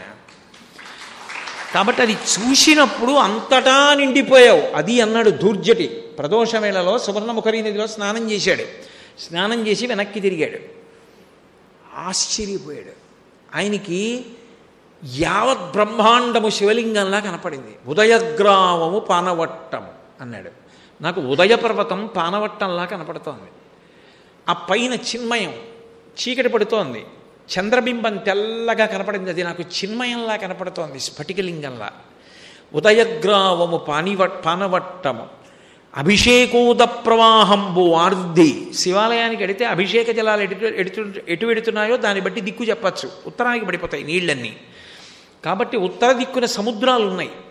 సముద్రాలు ఎందుకు వచ్చాయి అంటే ధూర్జట్ అన్నాడు, దేవతలు, దానవులు, రాక్షసులు, యక్షులు, గంధర్వులు, కిన్నెరులు, కింపురుషులు, భక్తులు, ఋషులు అందరూ శివార్చన చేస్తారు. ఆ అభిషేకం చేసినటువంటి నీళ్లు వెళ్ళి పడిపోయి పడిపోయి పడిపోయి ఉత్తర దిక్కున సముద్రం అయిపోయింది. అభిషేకోద ప్రవాహంబు వార్ధి. అవి నదీ ప్రవాహాలు కావు. శివలింగం మీద అభిషేకం చేసినటువంటి ప్రవాహాలు వెళ్ళి కలిసిపోతున్నాయి ఆ తొట్టులో. అది పెద్ద తొట్టి, సముద్రం. శివాభిషేక తీర్థం అంతా అందులో కలిసిపోయి అలా ఉప్పగా అయిపోయింది, అన్నీ కలిసిపోయి అన్నాడు. అభిషేకోద ప్రవాహంబు వార్ధి ధరిధ్వాంతము ధూపధూమము. ధూపం వేసినప్పుడు పొగల కింద వస్తూ ఉంటుంది. ప్రదోషం దాటిపోతుంటే చీకట్లు తెరలుగా వస్తుంటాయి. ఆ తెరలుగా వస్తున్న చీకట్లు నీకు వేసిన ధూపాలు. ధ్వాంతము ధూపధూమము జ్వలద్దీప ప్రభారాజి కౌముది. దీపం పెట్టి కదా అభిషేకం చేస్తాం. ఆ దీపం పెట్టినప్పుడు వచ్చినటువంటి వెలుగు, అదిగో ఆ వెన్నెల. సాయంకాలం వేళ వచ్చే వెన్నెల, దీపంలో వచ్చే వెలుతురు ఒక్కలా ఉంటాయి. ఏదో సూర్యుడి కాంతి అయితే చాలా ప్రకాశవంతంగా ఉంటుంది, దీపం వెలుగు అక్కడ వరకే ప్రసరిస్తూ ఉంటుంది. అందుకే ఈ వెన్నెలంతా కూడా శివ నీ ముందు పెట్టిన దీపపు కాంతులు. జలద్దీప ప్రభారాజి కౌముది తారానివహంబులద్భుత అర్పిత సుమంబులుగా. ఆకాశంలో ఉన్నటువంటి బంగారు తారకలు, ఆ నక్షత్రాలు మెరుస్తున్నాయే, అవన్నీ అందరూ తీసుకొచ్చి బంగారు పువ్వులు అన్నీ పూజ చేస్తున్నారు. ఇలా వేస్తుంటే శివలింగం మీద పైన తళుక్కుమన పువ్వులు కనపడుతున్నాయి. ఓం నిధనపతయే నమః, ఓం నిధనపతాంతికాయ నమః అని చేస్తుంటే ఇంతమంది అన్ని దిక్కులా నిలబడి ప్రదోషంలో చేస్తుంటే బంగారు పువ్వులు ఎగిరి కనపడుతున్నాయి. అవే తారకలు ఆకాశంలో, అవి నక్షత్రాలు. తారానివహంబుల అర్పిత సుమంబులుగా తమోదూత సౌఖ్యదమై శీతగభస్తి బింబ శివలింగం బొప్పె ప్రాచీదిశన్. అది సమస్త సౌఖ్యములను ఇవ్వగలిగినటువంటి చిన్మయమైనటువంటి చంద్రుడు పైన శివలింగానికి ఉండేటటువంటి చిన్మయంగా నాకు ఈ బ్రహ్మాండం అంతా ఒక శివలింగంలా కనపడుతోంది. ఇంకా నేను శివాలయంలోకి వెళ్ళను, ఈ బ్రహ్మాండమే ఒక శివలింగమని నీ రూపంపు తలంపగా తుది మొదల్నేగాన నీవైనచో రారమ్మని అంచు చెప్పవు. అసలు శివ నీకు తొదెక్కడా మొదలెక్కడా నాకు అర్థం కావట్లా. పోనీ నువ్వు రావోయనే చెప్తాను అన్నావు, ఏం చేయమంటావు? ఏం మాట్లాడుకున్నాడండి. ఎందుకో ఇవాళ మొదలెట్టడం ధూర్జటితో మొదలెట్టాను, ఆ ధూర్జటి మీదకే వెళ్ళిపోతుంది పద్యాలని. కాబట్టి అది ఆర్తి, అది దర్శనం, అది ఆనందం, సంతోష తరంగం. అంతటా బ్రహ్మాండమంతా నిండిపోయి కనపడ్డాడు శివుడు. అప్పుడు ఇంక పూజే ఉంది, అయిపోయిన పూజ చూశాడు. అంటే నిజానికి ఆయన పూజ చేయడం అంత కష్టం, ఆయన పూజ చేయడం అంత తేలిక. రెండూ భిన్నాలే. ఎప్పుడు తేలిక? మనసులో భక్తి ఉంటే ఇంత లింగమై వచ్చి కూర్చుంటాడు. ఇది ఏదంటే అదే లింగం. నీ రూపంబు తలంపగా తుది మొదల్నే కాన అన్నట్టే అదే ధూర్జటి ఓ మాట అన్నాడు. నిన్నే రూపముగా తలంతు మదిలో నీ రూపు మోకాలో స్త్రీచన్నో కుంచమో మేకపెంటికయో. ఒక మేకలు మేపేటటువంటి వ్యక్తి ఆర్తి పొందాడు శివారాధన చెయ్యాలని. మేక పెంటికలు విసర్జించింది, అందులో ఓ పెంటిక దొల్లుకుంటూ వస్తే అది అతనికి శివలింగంలా కనపడింది. మేకపాలతోటి దాంట్లో శివుణ్ణి చూసి శివ శివ శివ శివ శివ శివ శివ అంటూ పూజ చేశాడు. పూజ చేస్తే అందులోంచి కాటము నుంచి ఆవిర్భవించాడు. కాటేశ్వరుడు మోటుగా ఉందని కోటేశ్వరుడు అయ్యాడు. కాబట్టి ఒక మేక పెంటికలోంచి వచ్చాడు. నీ రూపం ఏదని నేను చెప్పను. నీకు ఆ భక్తి ఉందా? ఇంత లింగంలో ఉన్నాడు, నీకు అది లేదా? నమో నీధిష్టాయ ప్రియదవదవిష్టాయ చ నమో. అంత సంతోషంగా దూరంగా ఉంటాడు. నీకుందా? అంత సంతోషంగా దగ్గరగా ఉండి తీసుకుంటాడు. భక్తి ప్రధానం. ఆయన యందు మనసు రమించడం ప్రధానం. ఆయన చేసే ఉపకారములు స్మరణకి రావడం ప్రధానం. అందుకే శివానుగ్రహమునందు శివతత్వమునందు విశేషమేమి అంటే ఆయనకి పక్షపాతాలు ఏమి ఉండవు. మన మనసు భక్తితో నిండి ఉన్నదా, దానికి పూజ ఆలంబనము. పూజ అనేటటువంటిది ఒక అభ్యాసము. చిన్నతనంలో వాళ్ళు నేర్చుకుంటాడు, ఇంకెప్పుడు వాళ్ళే దిద్దుకుంటూ కూర్చుంటాడు. ఆ పలకలో దిద్దుకుంటూ కూర్చోడు. ఒక స్థాయికి వెళ్ళిపోయిన తర్వాత చాలా గొప్ప విద్వాంసుడైపోయాడు, కానీ వాళ్ళు నేర్చుకోకుండా విద్వాంసుడు కాడు. అలాగే పూజ అనేటటువంటిది అంతటా ఈశ్వరుణ్ణి చూడడం అలవాటు కావడానికి, అభ్యాసం కావడానికి, శివభక్తితో మనసు నిండిపోవడానికి ఎప్పుడు కావాలనుకుంటే అప్పుడు ఇక్కడే కాసి ఇక్కడే క్షేత్రములను అన్నింటినీ చూడగలిగిన సమర్థత కలగడానికి అది అనుగ్రహాన్ని ఇస్తుంది. ఆ పూజ ఆ శక్తిని ఇస్తుంది. దాని కొరకు పూజ చేస్తారు తప్ప మనసు లేని పూజ పత్రి చేయటం దానివల్ల ఉపయోగం ఏముంది? ఒకప్పుడు ఒక ఆవిడ ఏవో బిల్వాలన్నీ కోసుకొచ్చింది కొండమించి. ఇక ప్రదోష వేళ అయిపోతాను, చీకటి పడిపోతాను, బాబాయ్ తొందరగా కోసేయాలని ఏదో ఓ మారేడు చెట్టు కనపడితే గిల్లుతోంది. ఇది భగవాన్ రమణులు మహాపురుషులు, వారికి తెలియందే ఉంది, ఏదో ఆ బిల్వార్చన చేసేయాలంతే. అవి తీసుకెళ్ళి నేల మీద పడైగానే అయిపోయింది పూజ. నువ్వు చేసేది పునఃపూజ, పృథివీ లింగం. అవి తీసుకెళ్ళి నేల మీద పడైగానే పూజ అయిపోయింది. ఇంకా నువ్వు పూజ ఏమిటి? కోటి బిల్వార్చన, లక్ష బిల్వార్చన కింద పడైగానే అయిపోయింది. అసలు శ్రద్ధేది? దానికి ఓ తడిపి ఆరేసిన బట్ట మీద పోద్దాం, కింద పడకుండా చూసుకుందాం, అచ్ఛిద్రై కోమలై శుభై అలా విడదీసి చేద్దాం. ఏకబిల్వం శివార్పణం. ఎందుకు నాకు ఈ కోట్లు లక్షలని అడిగాను. అలానే నేను చెయ్యొద్దని అంటలేదు మహాప్రభు. ఉత్సాహం ఉన్నవాళ్ళు చెయ్యొచ్చు. కానీ భగవాన్ రమణులు ఆవిడ్ని చూసి అన్నారు, ఎందుకు అలా పరుగులు తీస్తున్నావు, ఏమిటి గిల్లుతున్నావు అన్నారు. అంటే రేపు 1,00,000 బిల్వార్చన, ఓ 1000 బిల్వాలు తక్కువయ్యాయి, మళ్ళీ ప్రదోష వేళ అయిపోతుంది, చెట్టు ముట్టుకోకూడదని గబగబా కోసుకుంటున్నాను. ఆయన అన్నారు, నువ్వు 1000 మాటలు గిల్లేసుకో అన్నారు. అంటే ఆవిడ తెల్లబోయి అదేమిటంది అంటే భక్తితో చేయడానికి ఓ బిల్వం చాలు. ఆ భక్తి లేకుండా రొట్ట ఒకటే పట్టుకెడతాను, దాని మీద అసలు మనసులో శివుడి గురించి ఏ పరవశం లేని దానికి చెట్టు గిల్లినా నిన్ను గిల్లుకున్నా ఒకటే అన్నారు. ఆవిడికి ఏమర్థమైందో నాకు తెలియదు. కానీ అసలు ముందు నీకు ఆ ప్రేమ ఉండాలి కదా. ఏదో అంకెలు సంఖ్యలు ఇవే. ప్రేమ ఉండి చేసిన పని ఏదైనా ఆయనకి చాలు. ఇప్పుడు ఆయనకి కొత్తగా తేవడానికి ఆయన సృష్టించింది మీరు ఏం తీసుకొస్తారు? మన్నే ఆయన సృష్టించాడు. ఇంకా కొత్తగా ఏం తీసుకొచ్చి ఆయనకి ఇస్తారు? ఆయనకి ఇవ్వడానికి ఏం లేదు. భగవాన్ రమణులే ఓ మాట చెప్తుండేవారు. వెనకట ఒక ఆయన, పాపం ఆవిడ మంచిదే, కానీ రోజు పూజకి నైవేద్యాలు పట్టరా, అవి చెయ్యి ఇవి చెయ్యి, తెల్లారకట్లేచి అంటే ఆవిడకి ఏదో చిరాకేసినట్టుంది. ఇలా తినీకండి నన్ను ఏదో అందులో ఉంది.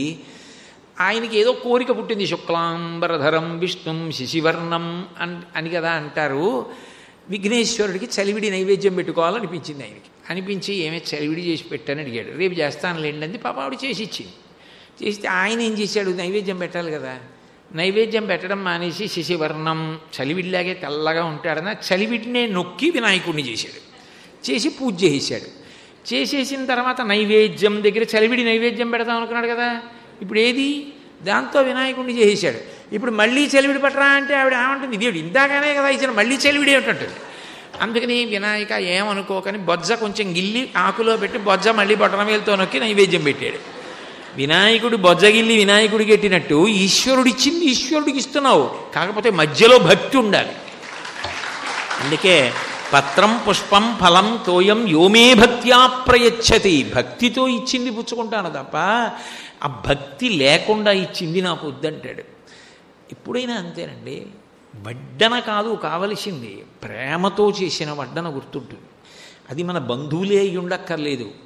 కేవలం ఒక వంట చేసే ఆవిడైనా ఆ భక్తితో ఆ ప్రేమతో వడ్డించింది అనుకోండి, మనకి తెలియకుండానే శివ ఇంత ప్రేమతో పెట్టింది, ఆవిడెవరు, నేనెవరు, ఎంత ప్రేమ చూపించింది, ఆవిడని అనుగ్రహించు అని ఒక నమస్కారం పెట్టి వెళ్ళిపోతావు నువ్వు ఆ ఇంట్లోంచి.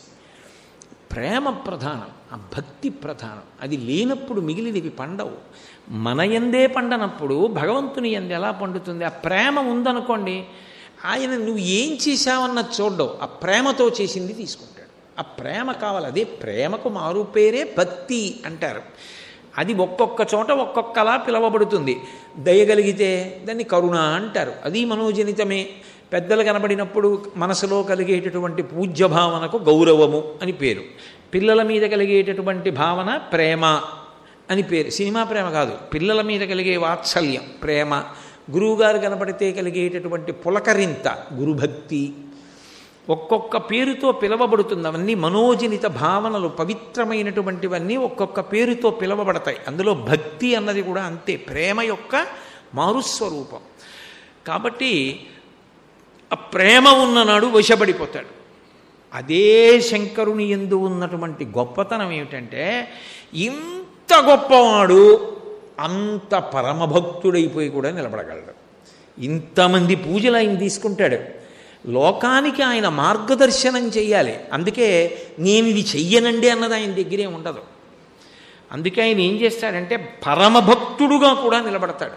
మీరు చూడండి, అనేక విష్ణువాలయానికి క్షేత్రపాలకుడు శివుడయ్యి ఉంటాడు. అప్పుడు భక్తుడిగా నిలబడలా. అంతవరకు ఎందుకంటే మీకు ఒక ఆశ్చర్యకరమైన విషయం చెప్పనా?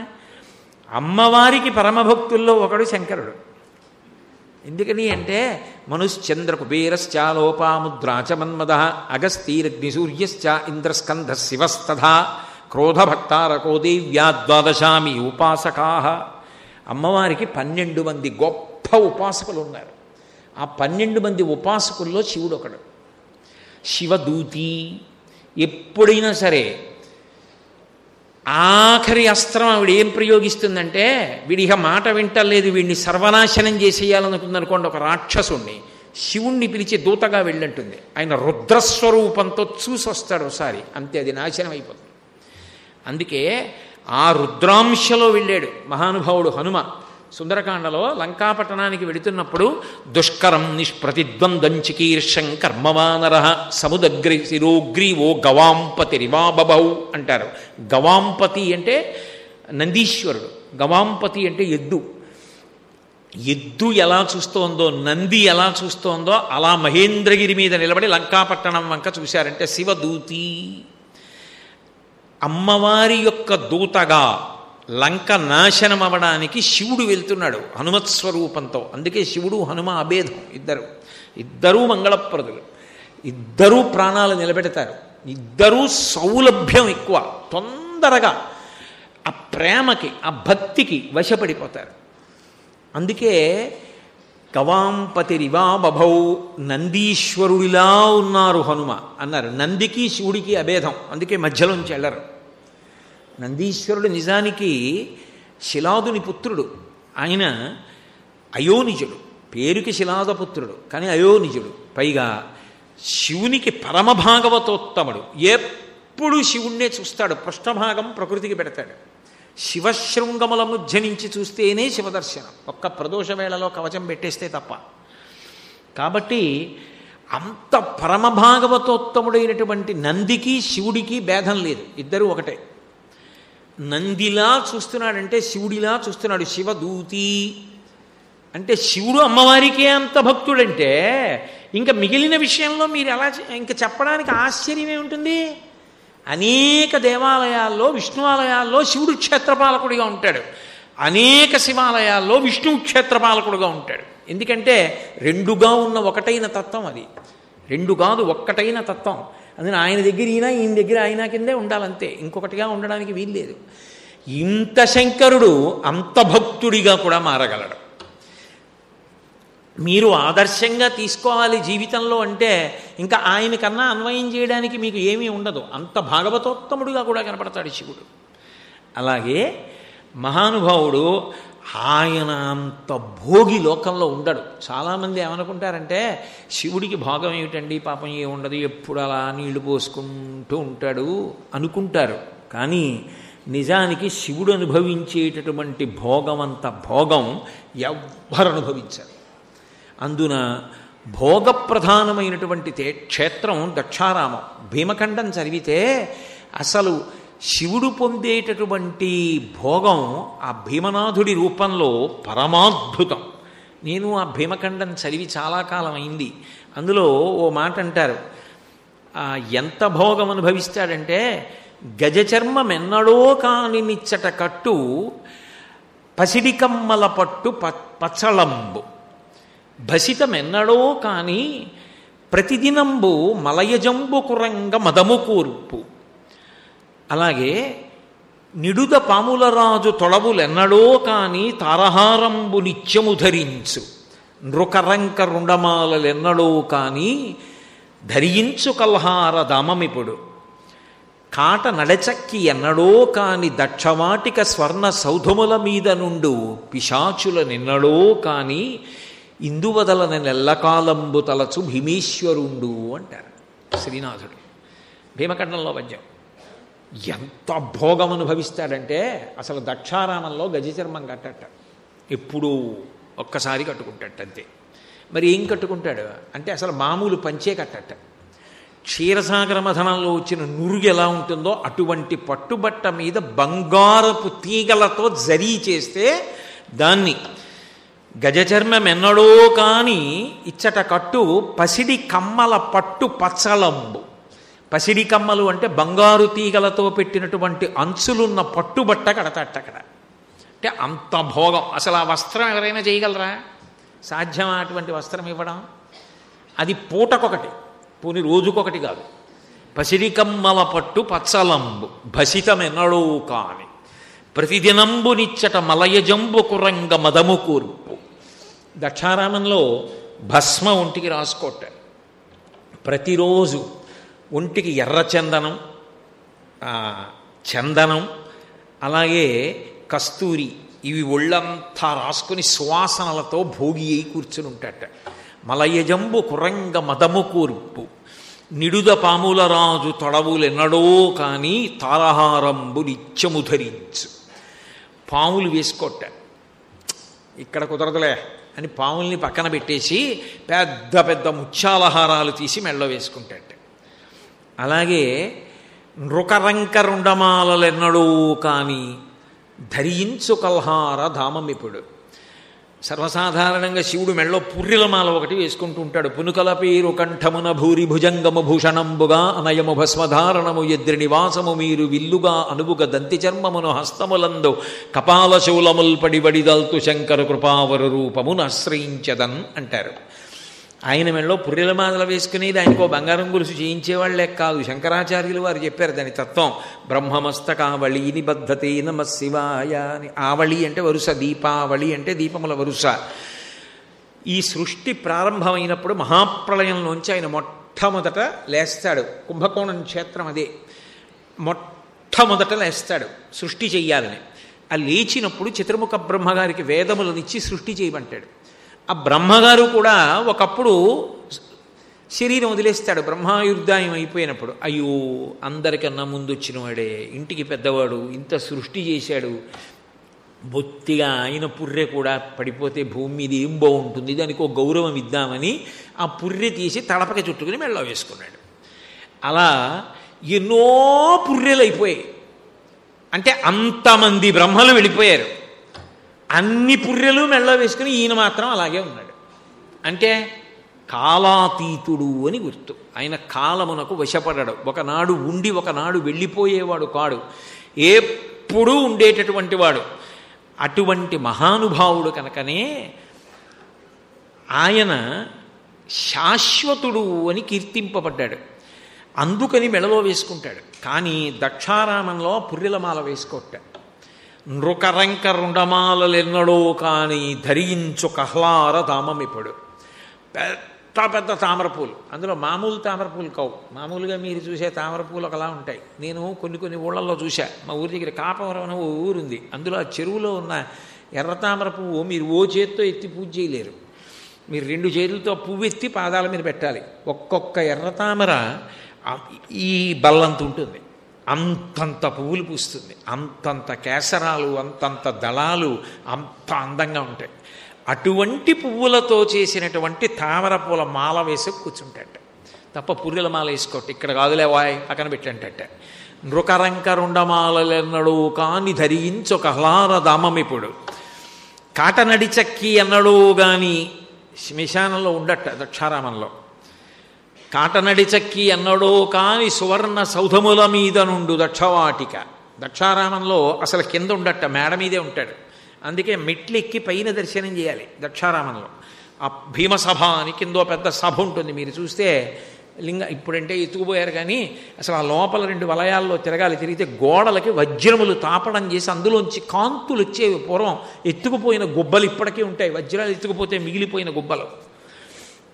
ఆ మెట్ల మించి పైకెక్కి అక్కడ చెయ్యాలి దర్శనం. కాబట్టి దక్షవాటిక స్వర్ణ సౌధముల మీద నుండు పిశాచులనెన్నడో కాని ఇందువదనలెల్లకాలంబు తలచు భీమేశ్వరుండు. అక్కడ ఈ పిశాచాలు వీటన్నిటి గురించి ఆలోచించడం, వాటన్నింటికి పిలవడం, వాటితో మాట్లాడి ఇక్కడ కాదులే కాశీ రండి అంటట్టు. చూడండి ఇక్కడ కుదరదులేండి కాకినాడలో కలవండి అంటుంటారు. అలా కాశీ రండి అంటట్టు. ఇక్కడ ఒక్క పార్వతీదేవితో మాణిక్యాంబతో కూర్చొని చక్కగా సంతోషంగా మాట్లాడుతూ ఆ స్వర్ణ సౌధం మీద కూర్చుంటాట. అట్లాంటి చోట దర్శనం పొందడం అంటే ఎంత అనుగ్రహం ఉంటే దక్షారామంలో ఇస్తాడు. అందుకే అది దక్షిణ కాశీ అయింది. గౌరీ యొక్కతే ఆకాశ గంగ యొక్కతే, కాశీ యొక్కతే దక్షిణ కాశీ యొక్కతే, నలుగురును శంభునకు లోకనాయకునకు రాణివాసంబులను రాగ రసము పేర్మి. అంత భోగి. అసలు నిజంగా వ్యాసుల వారు శివమహాపురాణంలోనే మీకు పార్వతీ కళ్యాణంలో ఎలాగో వర్ధిపతి పద్మాకర్ గారు చెప్తారు. మహా గొప్ప స్వరూపంతో కనబడ్డాడు. కనబడినప్పుడు మేనకాదేవి చూసినప్పుడు ఎంత గొప్ప రూపంతో కనబడ్డాడో వ్యాసుల వారు వర్ణించారు. అందులో కోటి సూర్య ప్రతీకాశం సర్వావయవ సుందరం విచిత్రవసనం చాధనానాభూషణభూషితం సుప్రసన్నం సులావణ్యం సుహాసంచ మనోహరం గౌరాభం ద్యుతి సంయుక్తం చంద్రరేఖా విభూషితం సూర్యేణ చిత్రితం మూర్ధిని చంద్రదండ విరాజితం గంగా చ యమునా చైవ విధర్తు స్మరుచామరే అంటారు. పెళ్ళికొడుగ్గా వస్తున్నప్పుడు మేనకాదేవికి చిట్ట చివర అలా దర్శనమిచ్చాడు. కోటి సూర్య ప్రతీకాశం, కోటి సూర్యులు ఒక్కసారి కనపడితే అసలు చూడగలమా? కాంతి కన్ను తట్టుకుంటుందా? అలా కనపడ్డాడు అంత కాంతితో. కోటి సూర్య ప్రతీకాశం సర్వావయవ సుందరం. ఏ అవయానికి ఆ అవయవమే. అసలు కన్ను తిప్పుకోలేరు. గోరు చూస్తే గోరు, వేలు చూస్తే వేలు, అంత అందగాడు. లింగపురాణంలోనే వ్యాసుల వారు అంటారు, అప్రాకృత శరీరం తం అతిమన్మథరూపిణం ఘృతరీతి ఘనీభూతం సచ్చిదానంద విగ్రహం అంటారు. నెయ్యి పేరుకుంటే ఎలా ఉంటుందో అలా పేరుకుంటాడు, అలా రూపాన్ని ధరిస్తాడు. కాబట్టి కోటి సూర్య ప్రతీకాశం సర్వావయవ సుందరం విచిత్రవసనం చాధనానాభూషణభూషితం. ఆ బట్ట చూస్తే ఇది ఎక్కడ దొరుకుతుందన్న మాట అసలు అనరు. అయ్యి బాబాయ్, ఆ బట్ట ఏమిటంటారు. అటువంటి పట్టుబట్ట కట్టుకుంటాడు. ఇందాక చెప్పే కదా, అటువంటి పట్టుబట్ట కట్టుకుంటాడు. విచిత్రవసనం చాదనానాభూషణభూషితం. కని విని ఎరుగనటువంటి భూషణములన్నీ పెట్టుకుంటాడట. పెట్టుకున్నంత కాంతు లీనుతుంటే సుప్రసన్నం సులావణ్యం సుహాసంచ మనోహరం.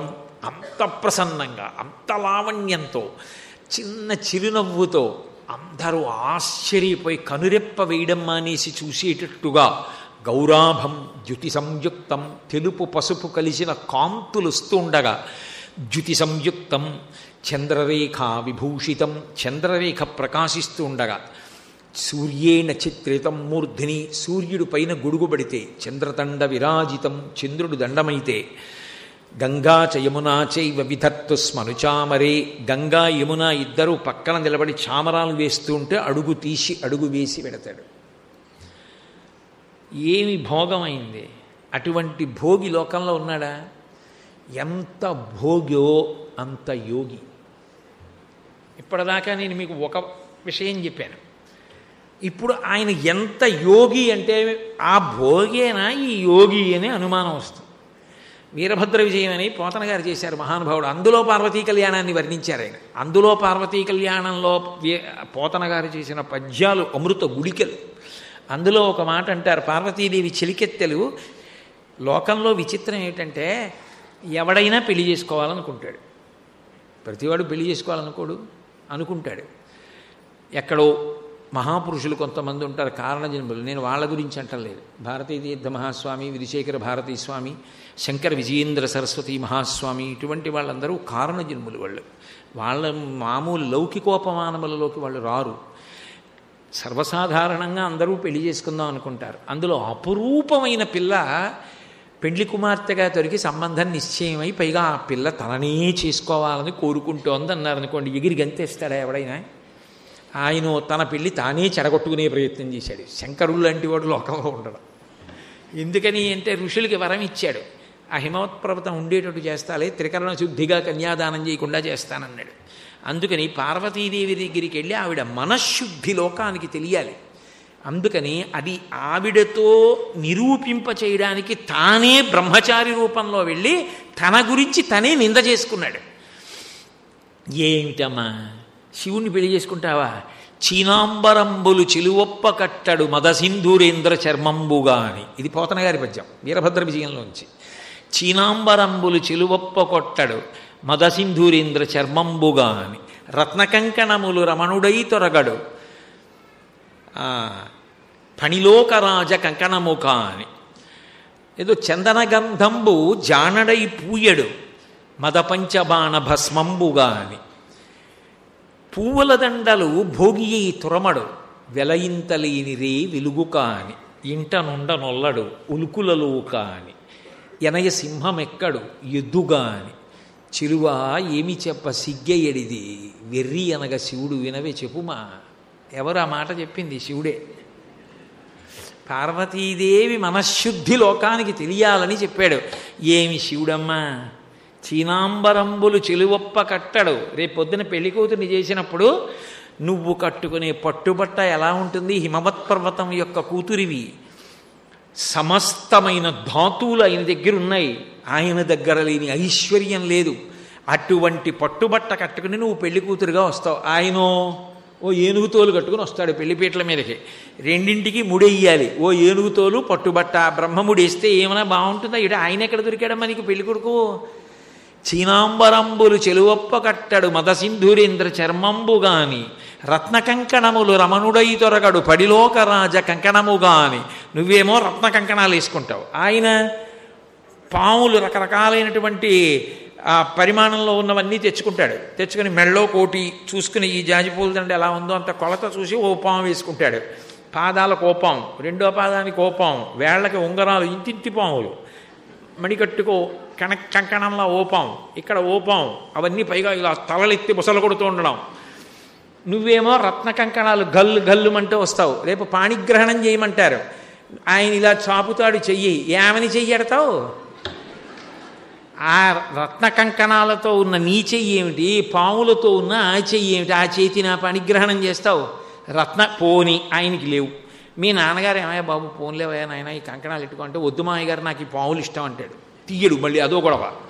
రత్న కంకణములు రమణుడై తొరగడు ఫణిలోకరాజ కంకణముగా అని చందనగంధంబు జానడై అలదడు మద పంచబాణ భస్మంబుగాని. చక్కటి గంధం అవి పట్టుకొచ్చి ఇచ్చి ఒళ్ళకి రాసుకోవయా పెళ్లి కొడుకో కదా అంటే, ఇది కాదండి నా దగ్గర ఉంది ఒక అంగరాగం అని చెప్పి వెళ్ళి తీస్తాడు డబ్బా.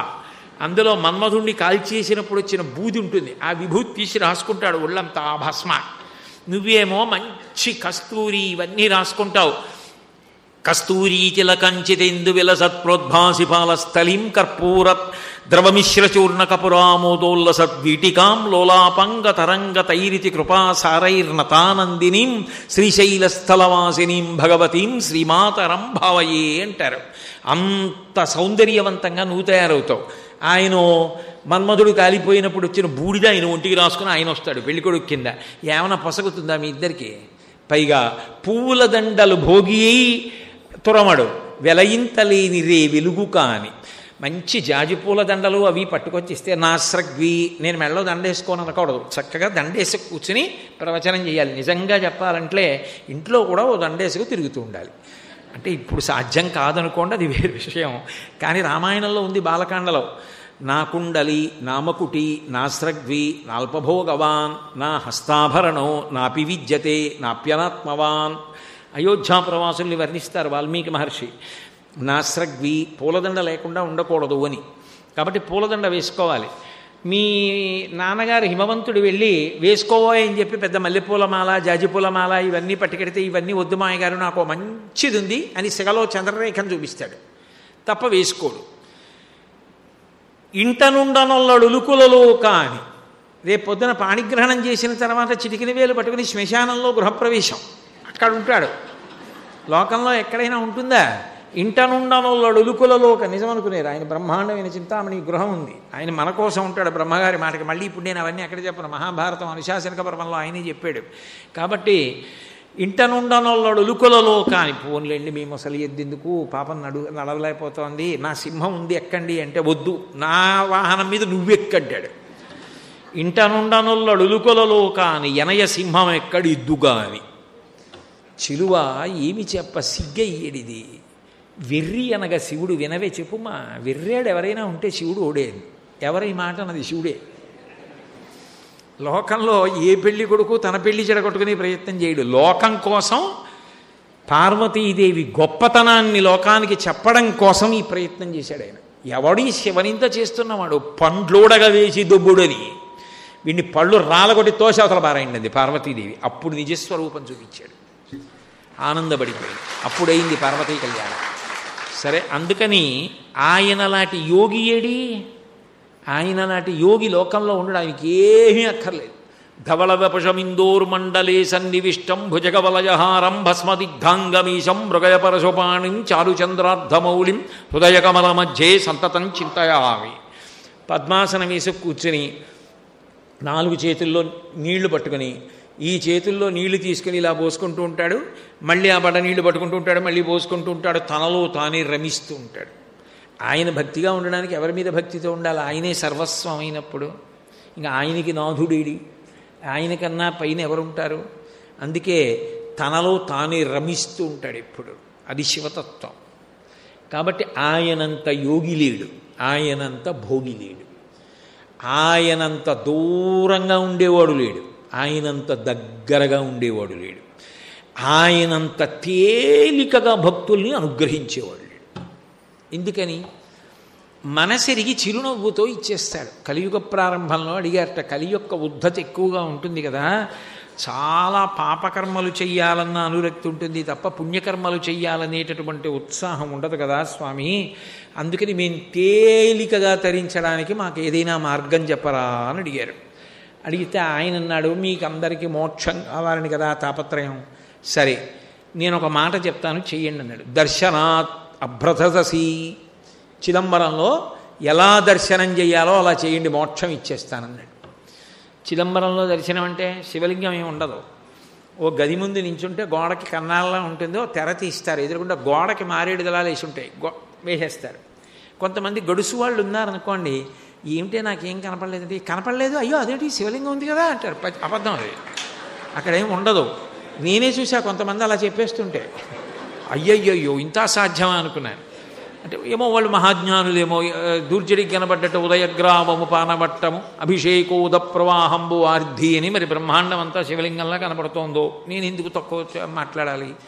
కాబట్టి అక్కడ ఏమీ ఉండదు. అంటే అనంతం, ఆయన కానిది లేదు. అగ్నిముఖంబు పరాపరాత్మకమాత్మ కాలంబు గతి రత్నగర్భ పదము శ్వశనంబు నీయూర్పు రసన జలీషుండు దిశలు కర్ణంబులు దివము నాభి సూర్యుండు కన్నులు శుక్లంబు సలిలంబు జఠరంబు జలధులు చదలు శరము సర్వౌషధులు రోమచయము శల్యంబులద్రులు మానసమృతకొరండు చందములు ధాతువులు ధర్మసమితి హృదయము ఆస్యపంచకముపనిషదాహ్వయంబు అయిన నీరూపు సరసత్వమై శివాఖ్యయై స్వయం జ్యోతియై ఒప్పు ఆద్యమవచ్చు. యావత్ బ్రహ్మాండమంతా నిండిపోయి ఉంటాడు. అదిగో ఆ తత్వం కింద ఆకాశస్వరూపుడుగా అంతటా నిండిపోయిన వాడిగా అక్కడ జ్ఞానంతో చూడగలిగితే చిదంబర రహస్యం. అది చిదంబర రహస్యం అంటూ ఉంటారు. అందుకని చిత్ అంబరం ఏదో భయంతి త్వాం ధన్యా కతిచన చిదానందలహరి అంటారు సౌందర్యలహరిలో శంకరాచార్యులు వారి అమ్మాయి ఎక్కడో ఎవరు ఒక్కడమ్మా నిన్ను అలా తెలుసుకుంటున్నాడు అంటారు. అలా చూడగలిగిన వాడు ఎక్కడో కోటాను కోట్లలో ఒకడు జ్ఞానంతో చూస్తాడు. స్వామి నువ్వు మమ్మల్ని మోహబెడుతున్నావు, చిదంబరం వెళ్ళి చూడమా, మాకేమర్థం అవుతుందని చూడడం ఈ తత్వం అంతా. ఇంకొక మాట చెప్పండి, దర్శనాదభ్రసరసి, మాకు సాధ్యం కాదు, ఇంకొక మాట ఏమైనా చెప్పండి, అనుగ్రహించండి. సరే, జననాత్ కమలాలయే, తిరువారూరులో పుట్టండి, మోక్షం ఇచ్చేస్తారు. ఇది మరీ అన్యాయం. నేను మా అమ్మ కడుపులో ఉంటాను, మా అమ్మ నన్ను ఎక్కడ కంటుందో నాకు తెలుసా? మా అమ్మ తిరువారూరులో కంటుందో, లేకపోతే తాయారుపేటలో కంటుందో, ఏలూరులో కంటుందో, జాలిపూడిలో కంటుందో, విశాఖపట్నంలో కంటుందో, కాకినాడలో కంటుందో నాకేం తెలుసు? అప్పటికి మా అమ్మ పుట్టింటారు ఎక్కడ ఉంటారో అక్కడికి వెళ్తుంది. ఒకవేళ అది ఏ పల్లెటూరు అయి కవల పిల్లల కడుపులో ఉంటే మేనమావ గారు ఉన్న పెద్ద పట్టణంలో అవ్వచ్చు పురుడు, ఏం చెప్పగలం? అందుకని ఇదేం మాట స్వామి, నేను కరుణామయుడవని నమ్ముకుని మేము వస్తే తిరువారూరులో పుట్టు ఇస్తానంటే ఏమిటి? నా వల్ల ఎలా సాధ్యం అవుతుంది? ఎక్కడున్నానో ఏం తెలుస్తుంది? ఆ కటిక చీకట్లో అమ్మ కడుపులో పడుకుని కుదరదు. ఇంకొక మాట చెప్పు. సరే, జననాత్ కమలాలయే, పుట్టడం నీ చేతిలో లేదు, చచ్చిపోతావని చెప్పించోట పోని. కాశ్యాంతో మరణాన్ముక్తి, బలవంతంగా చచ్చిపోవడం కాదు సుమా, సహజంగా నీ కర్తవ్యాలన్నీ అయిపోయాయి, కాశీ వెళ్ళుండిపో, ఇంకా నాకేం లేవు, నీ చేయవలసినవన్నీ చేసేసా, చెప్పులు ఇప్పేశా, ఇంకా నాకేం బెంగలేదు, మనవలు కొడుకు చూసుకుంటాడు, కోడలు చూసుకుంటుంది, ఎందుకు వచ్చింది, హాయిగా వెళ్ళి కాశీలో ఉంటా, ఎప్పుడప్పుడు ఊపిరైపోతుంది. ఏమవుతుంది కాశీ ఉంటే అంటే, రామకృష్ణ పరమహంస దివ్య దర్శనం చేశారు. కాశీపట్టణంలో ప్రాణోత్క్రమణమయ్యేటటువంటి సమయంలో మనుష్యులకు కాదు, సమస్త భూతములకు శివానుగ్రహం కలుగుతుంది. నమస్తారాయచ అని రుద్రాధ్యాయంలో ఆయనకి పేరు. ఆయన నామమే తారకనామం. ఆయనే సంసార సముద్రమును దాటిస్తాడు. అందుకని ఏం చేస్తాడు, ఆయన నామం ఆయనే ఉపదేశిస్తాడు. అది ఎలా అంటే, ఆ తల్లి పార్వతీదేవిట బయలుదేరి వచ్చి ప్రాణోత్క్రమణమైపోతున్నటువంటి వాడు ఇంకా ఊపిరి అందక కొట్టుకుంటున్నటువంటి సమయంలో పాలిండ్లు కదలంగ పసిడిపయ్యదవీచు అచలాధిపుని కూర్మి ఆడుబిడ్డ తుత్కారమునరించి తొండంబు ముక్కున శిఖరారావంబు జిలుకు డుంఠి ప్రథమోత్తముండు భృంగి భయరక్షణార్థంబు పాలాగ్రమున తీర్చు భసిత రేఖ ప్రత్యక్షమై వచ్చి భాగీరథీ గంగ మృదులహస్తము సాచి నేను నివురు దక్షిణశ్రుతి మీదుగా ధాత్రి త్రిళ్ళి పెద్ద నిద్రకు మాగన్ను పెట్టువేళ పంచజనులకు తారక బ్రహ్మ విద్య అభవుడు ఉపదేశమురరించునప్పుడు కాశీ. కాశీపట్టణం అంటే ఆయనకి అంత ఇష్టం. ఆయనే చెప్పుకున్నాడు పార్వతీదేవితో, మనం ఎన్నడూ ఈ కాశీని విడిచిపెట్టి ఉండం, మన చేత అవిముక్తమయ్యుంట ముగ్ధాక్షి ఇది అవిముక్తమయ్యే మనకు ఆనందింబును నరించుకావున ఆనంద విపినాభిధానమయ్యే మహాశ్మశాన భూముల సంవసింతునీగాన నేనుంట ఇది మహాశ్మశానమయ్యే నూరంత ప్రొద్దున నుండు రుద్రుండరీగాన రుద్రగేహాఖ్యయ్యే అసియు వరుణయు కూడి అక్షర సరవితో వారణాసియన్ సంజ్ఞయయ్యే గాశ్రుదీప్తాయనంగ విఖ్యాతమైన ధాతువున కాశీ అయ్యే భూతలంబునందు అని చెప్పాడు. కాశీ నిత్య నివాసం, ఎప్పుడూ పార్వతీదేవితో శంకరుడు అక్కడ ఉంటాడు.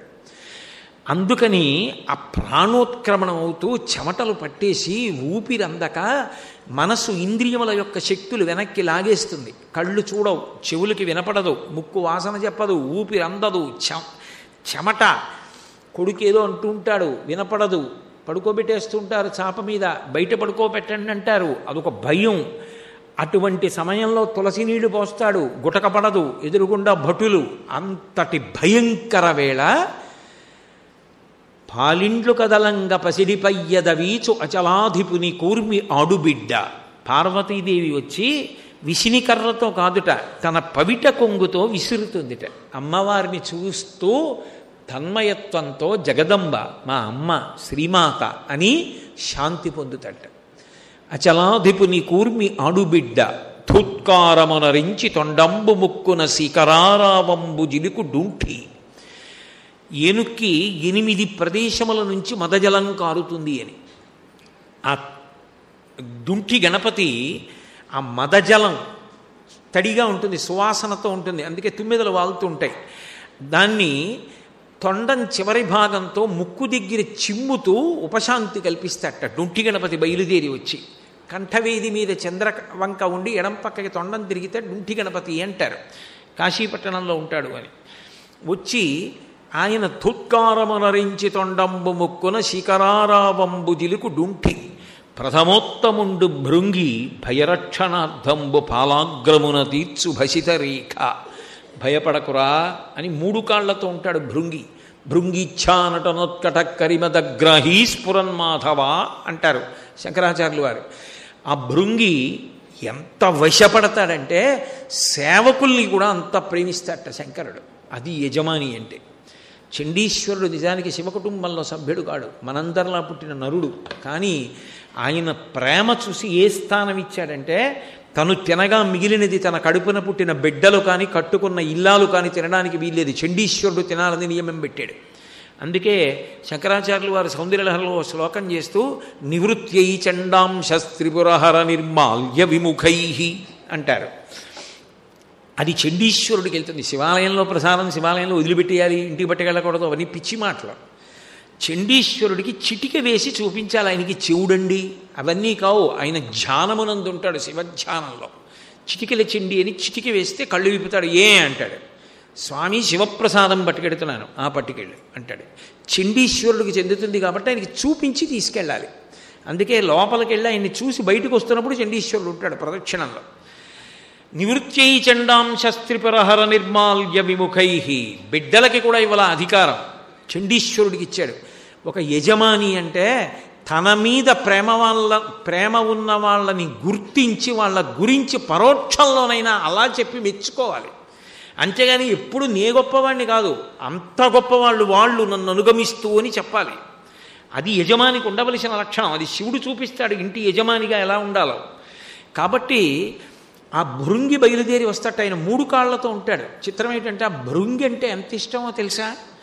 ఆ భృంగి కోసం మెడతాడు పార్వతీదేవితో కలిసి. కాంచీపురంలో భృంగి మంటపం అని ఏకాంబరేశ్వర దేవాలయానికి బాగా బయటికి ఉంటుంది, కామకోటి మఠం వైపుకి. పర్వదినాల్లో పల్లకీలో అమ్మవారితో కలిసి సుగంధ కుంతలాంబతో కలిసి ఆ భృంగి మంటపానికి వస్తాడు. వచ్చి భృంగికి దర్శనమిచ్చి లోపలికెడతాడు. విద్యాశంకర దేవాలయంలో శృంగేరిలో గోడ మీద ఉంటాడు భృంగి చెక్కబడి. 3 కాళ్లతో ఉంటాడు భృంగీశ్వరుడు ఒక్కడే. అటువంటి భృంగి వచ్చి ప్రథమోత్తముండు, ప్రథమగణాల్లో ఉత్తముడు. భయపడకురా, నీకేం బెంగలేదని బొట్టనవేలుతో విభూతి పెడతాట. ఎవరికి? కాశీపట్టణంలో ప్రాణోత్క్రమణం అవుతున్న వాడికి. మళ్ళీ వెనక్కి వచ్చి గుర్తు తెచ్చుకుంటూ ఉండండి. ప్రథమోత్తముండు భృంగి భయరక్షణార్థంబు పాలాగ్రమణ తీర్చు భసిత రేఖ. ప్రత్యక్షమై వచ్చి భాగీరథీ గంగ మృదులహస్తము సాచి మేను నివురు. చల్లటి తల్లి. ఆ గంగకి అధిష్టాన దేవత గంగమ్మ ఉందే, ఆవిడ రూపంతో తెల్లటి బట్ట కట్టుకొని నడిచి వస్తుంది గంగమ్మ. గంగమ్మ అనుగ్రహిస్తుంది. గంగకి అధిష్టాన దేవత ఉంది, ప్రతి నదికి ఉంది. తెలిస్తే తెలిసినట్టు ఉండాలి, తెలియకపోతే తెలియనట్టు ఉండాలి. అంతేగాని నదులకు ఉంటారా? నదులు పుణ్యజలాలా? నదుల్లో స్నానం చేస్తే పుణ్యం వస్తుందా? అదో మెట్ట వేదాంతం. మరి అలాంటప్పుడు నదుల గురించి పురాణాలు అన్నింటిలో అంత గొప్పగా ఎందుకు మాట్లాడారు? శంకరాచార్యులు వారు నర్మదాష్టకం ఎందుకు చేశారు? గంగాష్టకం ఎందుకు చేశారు? నదులు గొప్పవి కాబట్టే కదా. గంగకి అధిష్టాన దేవత ఉంది, ఆవిడ ప్రీతి పొందుతూ ఉంటుంది. తాడేపల్లి రాఘవనారాయణ శాస్త్రి గారు గంగానదిలో స్నానం చేయడానికి వెళ్ళారు. గంగమ్మ అడిగింది, శాస్త్రి స్నానానికి వచ్చావు, ఏమిస్తావని అడిగింది. ఆయన ఉంగరం తీసి వేయిపోయారు. అది నీకు అనుష్ఠానానికి కావాలి, ఆచమనం చేయడానికి, రేపు మీ ఆవిడ్ని అడిగి పట్రా అంది. ఆవిడ్ని అడిగి తీసుకెళ్ళి ఆయన గంగమ్మకి ఇచ్చారు. గంగమ్మ పలుకుతుంది, ఎందరికో పలికింది. అంతవరకు ఎందుకు? గురు శుశ్రూష చేశారు ముత్తుస్వామి దీక్షితారు వారు. గురువుగారి శరీరం వదిలిపెట్టేసే ముందు ప్రతిరోజు గురువుగారు స్నానం చేశాక శిష్యుడు స్నానం చేసేవాడు. ఆ రోజున దీక్షితారు వారిని పిలిచి, ఇవాళ నువ్వు ముందెళ్ళు, స్నానం చేసే ముందు గంగకి నమస్కరించి మునిగి చేతులతో తడువు, ఏది గంగమ్మిస్తే తెచ్చుకో అన్నారు. ఆయన గంగమ్మకి నమస్కారం చేసి గురువుగారి ఆజ్ఞ అని గంగమ్మలో చేతులు పెట్టి తడివారు. వీణ దొరికింది. అందుకే మిగిలిన వీణలన్నింటికీ యాళి, పౌరాణిక మృగం కిందకు ఉంటుంది. ఒక్క దీక్షితారు వారికి వీణకి మాత్రం పైకి ఉంటుంది. అది గంగామాత ప్రసాదం. దీక్షితారు వారు ఆ వీణ వాయించేవారు. గంగమ్మ ఎందరినో అనుగ్రహించింది. ఒకప్పుడు భాగవతాన్నంతటినీ పరీక్షిత్ గంగాతీరంలో ప్రాయోపవేశం చేసి విన్నాడు. వా, ఏమి పద్యరచన చేశారో పోతన గారు. అమ్మా అని పిలిచిన నరు పొమ్మా అని ముక్తి కడకు బుత్తువట. లిమ్మా నీ రూపముతో రమ్మా నాకెదురంగ గంగ రమ్యతరంగ అంటే, అమ్మా అని పిలిస్తే చాలటావు, పోరా అని మోక్షానికి పంపించేస్తుంది. భగవద్గీత కించిదీత గంగాజలలవ కణికాపీత సకృతపీన మురారి సమర్చ క్రియతే తస్య యమేనన చర్చ అంటారు. అటువంటి గంగమ్మ. ఆ గంగమ్మ వచ్చి చల్లటి చేత్తో ఒళ్ళు నివురుతుందిట. దక్షిణ శృతి మీదుగా ధాత్రి త్రిళ్ళి పెద్ద నిద్రకు మాగన్ను పెట్టువేళ. మామూలుగా నిద్రపోయినవాడు మళ్ళీ లేస్తాడు రేపు పొద్దున్న. ఇది పెద్ద నిద్ర.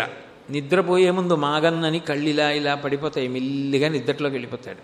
రేపు లేస్తాడు. అది పెద్ద నిద్ర. ఆ పెద్ద నిద్రకు మాగన్ను పెట్టి పెద్ద నిద్రలోకి వెళ్ళిపోయిన వాడికి లేవాడు ఆ శరీరంతో. ఆ శరీరం పంచభూతాల్లోకి వెళ్ళిపోతుంది. పెద్ద నిద్రకు మాగన్ను పెట్టువేళ పంచజనులకు తారక బ్రహ్మ విద్య. కుడి చెవి పైకొచ్చేటట్టుగా తిప్పి శంకరుడే వచ్చి దగ్గర కూర్చొని కుడి చెవిలో తారకాన్ని ఉపదేశం చేసి తనలో కలిపేసుకుంటాడు. కాశీలో చనిపో మోక్షం ఇస్తాను. అందుకని మళ్ళీ వెనక్కి రండి. దర్శనాదభ్రసరసి జననాత్ కమలాలయే కాశ్యాంతు మరణాన్ముక్తి. పోనీ కాశీలో మరణిస్తావా, మోక్షం ఇస్తాను. బలవంతంగా కాదు సుమా, మళ్ళీ చెప్తున్నాను. చాగంటి కూడా చెప్పారని హైచెంపలు చేయకండి. నేను చెప్తున్నది సహజ మరణం, కాశీవాసం చేసి. అయితే స్వామి మా సంసారం ఎంత గొప్ప బంధనాలో నీకు తెలుసు కదా. పెరిగే కొద్దీ ముచ్చట్లు ఎక్కువ. ముందు కొడుకు మీద ముచ్చట, తర్వాత మంచి కోడలు వచ్చిందని ముచ్చట, ఆ తర్వాత మనవడి మీద ముచ్చట. ఇక్కడ ప్రసంగం చెప్తుంటే ఇంటి దగ్గర ఎక్కడో టీవీలో వస్తుంటే వాడికి తెలియక టీవీలో తాతగారు ఉన్నారనుకుని తాత దా నరుస్తున్నాడని ఫోన్ చేసి చెప్తే తలడిల్లిపోతాడు తాత. ఇన్ని బంధాలు. నేనెక్కడ కాశీరాను, కాశీలో ఉండనా? అవుతుందా నా వల్ల? అయ్యే పని కాదు. ఇంకొక మాట చెప్పు. స్మరణాత్ అరుణాచలే. కనీసం అరుణాచల శివ అరుణాచల శివ అరుణాచల శివ అనుకుంటావా? అలా అనుకో చాలు. స్మరణాత్ అరుణాచల శివుణ్ణి స్మరిస్తుండు. ఆ కొండ, ఆ శివలింగం, ఆ గిరి ప్రదక్షిణం అవి మనసులో స్మరించుకుని అరుణాచల శివ అరుణాచల శివ అంటుండు. ఎప్పటికప్పుడు పాపదహనం చేసి నీకు మోక్షం ఇస్తా. చాలు. ఇంకింతకన్నా అడిగితే బాగుండదు స్వామి. 4 ఇచ్చావు, ఏదో ఒకటి అంటాం. అంతేగాని ఇంకా చాలదంటే ఇంతకన్నా అన్యాయం ఇంకోటి ఉండదు. ఇన్ని వరాలు ఇచ్చావు. బిడ్డలని అనుగ్రహించడంలో అంతటి కరుణామూర్తి. అసలు నిజానికి మీకు ఒక్క మాట చెప్పి నా ప్రవచనం పూర్తి చేస్తాను. లోకంలో ఏదో సత్కారం చేస్తామండి, ఓ దండేస్తామంటే వస్తాడు ఎవడన్నా. ఏదో మీకు బట్టలు ఇస్తామండి అంటే పుచ్చుకుంటారు. మీకు పాములు ఇస్తామండి అంటే పుచ్చుకునేవాడు ఎవడన్నా ఉంటాడా? శివుడు ఒక్కడే, నాగభూషణుడు. అంతేకాదు, మీరు కింద నించోండి పైనుంచి నీళ్లు పోస్తామంటే పుచ్చుకునేవాడు శివుడు ఒకడే. శివుని శిరమున కాశిన్ని నీళ్లు చల్లి, రాజశేఖర చరిత్రం అందులో అంటాడు, శివుని శిరమున కాసిన్ని నీళ్లు చల్లి పత్తిరి సుమంత నెవ్వాడు పారవయిచ్చు. కామధేనువు వానింట గాడి పసర, అల్ల సురశాఖి వానింట మల్లె చెట్టు. వీడేం పెద్ద రుద్రాధ్యాయం అంతా చదివేసి స్వరంతో మంత్రాలు చెప్పేసి పరమభక్తితోటి అభిషేకం చేసే లేదు. ఇన్ని నీళ్లు సమృద్ధిగా ఇస్తే ఉద్ధరణోటి అట్టుకొచ్చి ఇలా పోస్తూ ఉంటాడు. నీకు చేయిస్తే స్నానం అలా ఓ చిన్న గిన్నెలో నీళ్ళు వేసి ఉద్ధరణేసి భార్య పెట్టి స్నానం చేసిరండి అంటే, ఇంత కృష్ణానది ఇంత ప్రవాహం ఇన్ని నీళ్ళు ఇచ్చాడా? మీరంటే భక్తులు చక్కగా చేస్తారు. నాలాంటి ధూర్తుడు ఆచమన పాత్ర అట్టుకుని ఇలా ఏమి ఇలా పోయిలేవు, కనీసం అన్ని నీళ్ళు ఇచ్చాడు కదంటే బద్ధకం. ఓ బిందెతో తేడు ఇంకోసారి, లేదా వరదల కింద పోసేస్తాడు అంతే. అతివృష్టి అనావృష్టి. కానీ అందుకని నీళ్లు చల్లి అన్నాడు. అభిషేకం ఎక్కడ చేశాడు రా నాలాంటివాడు అని నన్ను దృష్టిలో పెట్టుకుని వాడు నీళ్ళు ఎక్కడ పోశాడు? నీళ్లు చల్లాడు. పోనీ పత్రి మనస్ఫూర్తిగా ఓం నిధనపతయే నమః అని ఇలా వేశాడా? ఇలా చల్లేయడమే. పత్తిరి సుమంతనెవ్వాడు పారవయిచ్చు, పారేశాడంతే ఆయన మీద. అయినా ఆయన పొంగిపోయి, పోన్లేరా మారేడు దళాలు తెచ్చావు, నా మీద నీళ్లు చల్లేవు, ఏదో నేను ఉన్నానని నమ్మి వచ్చావు, చాలేరా. వాడు అలాగే చెప్తాడా కోటేశ్వరరావు, అని పట్టించుకోకు, నేను చూస్తాను కదా అని.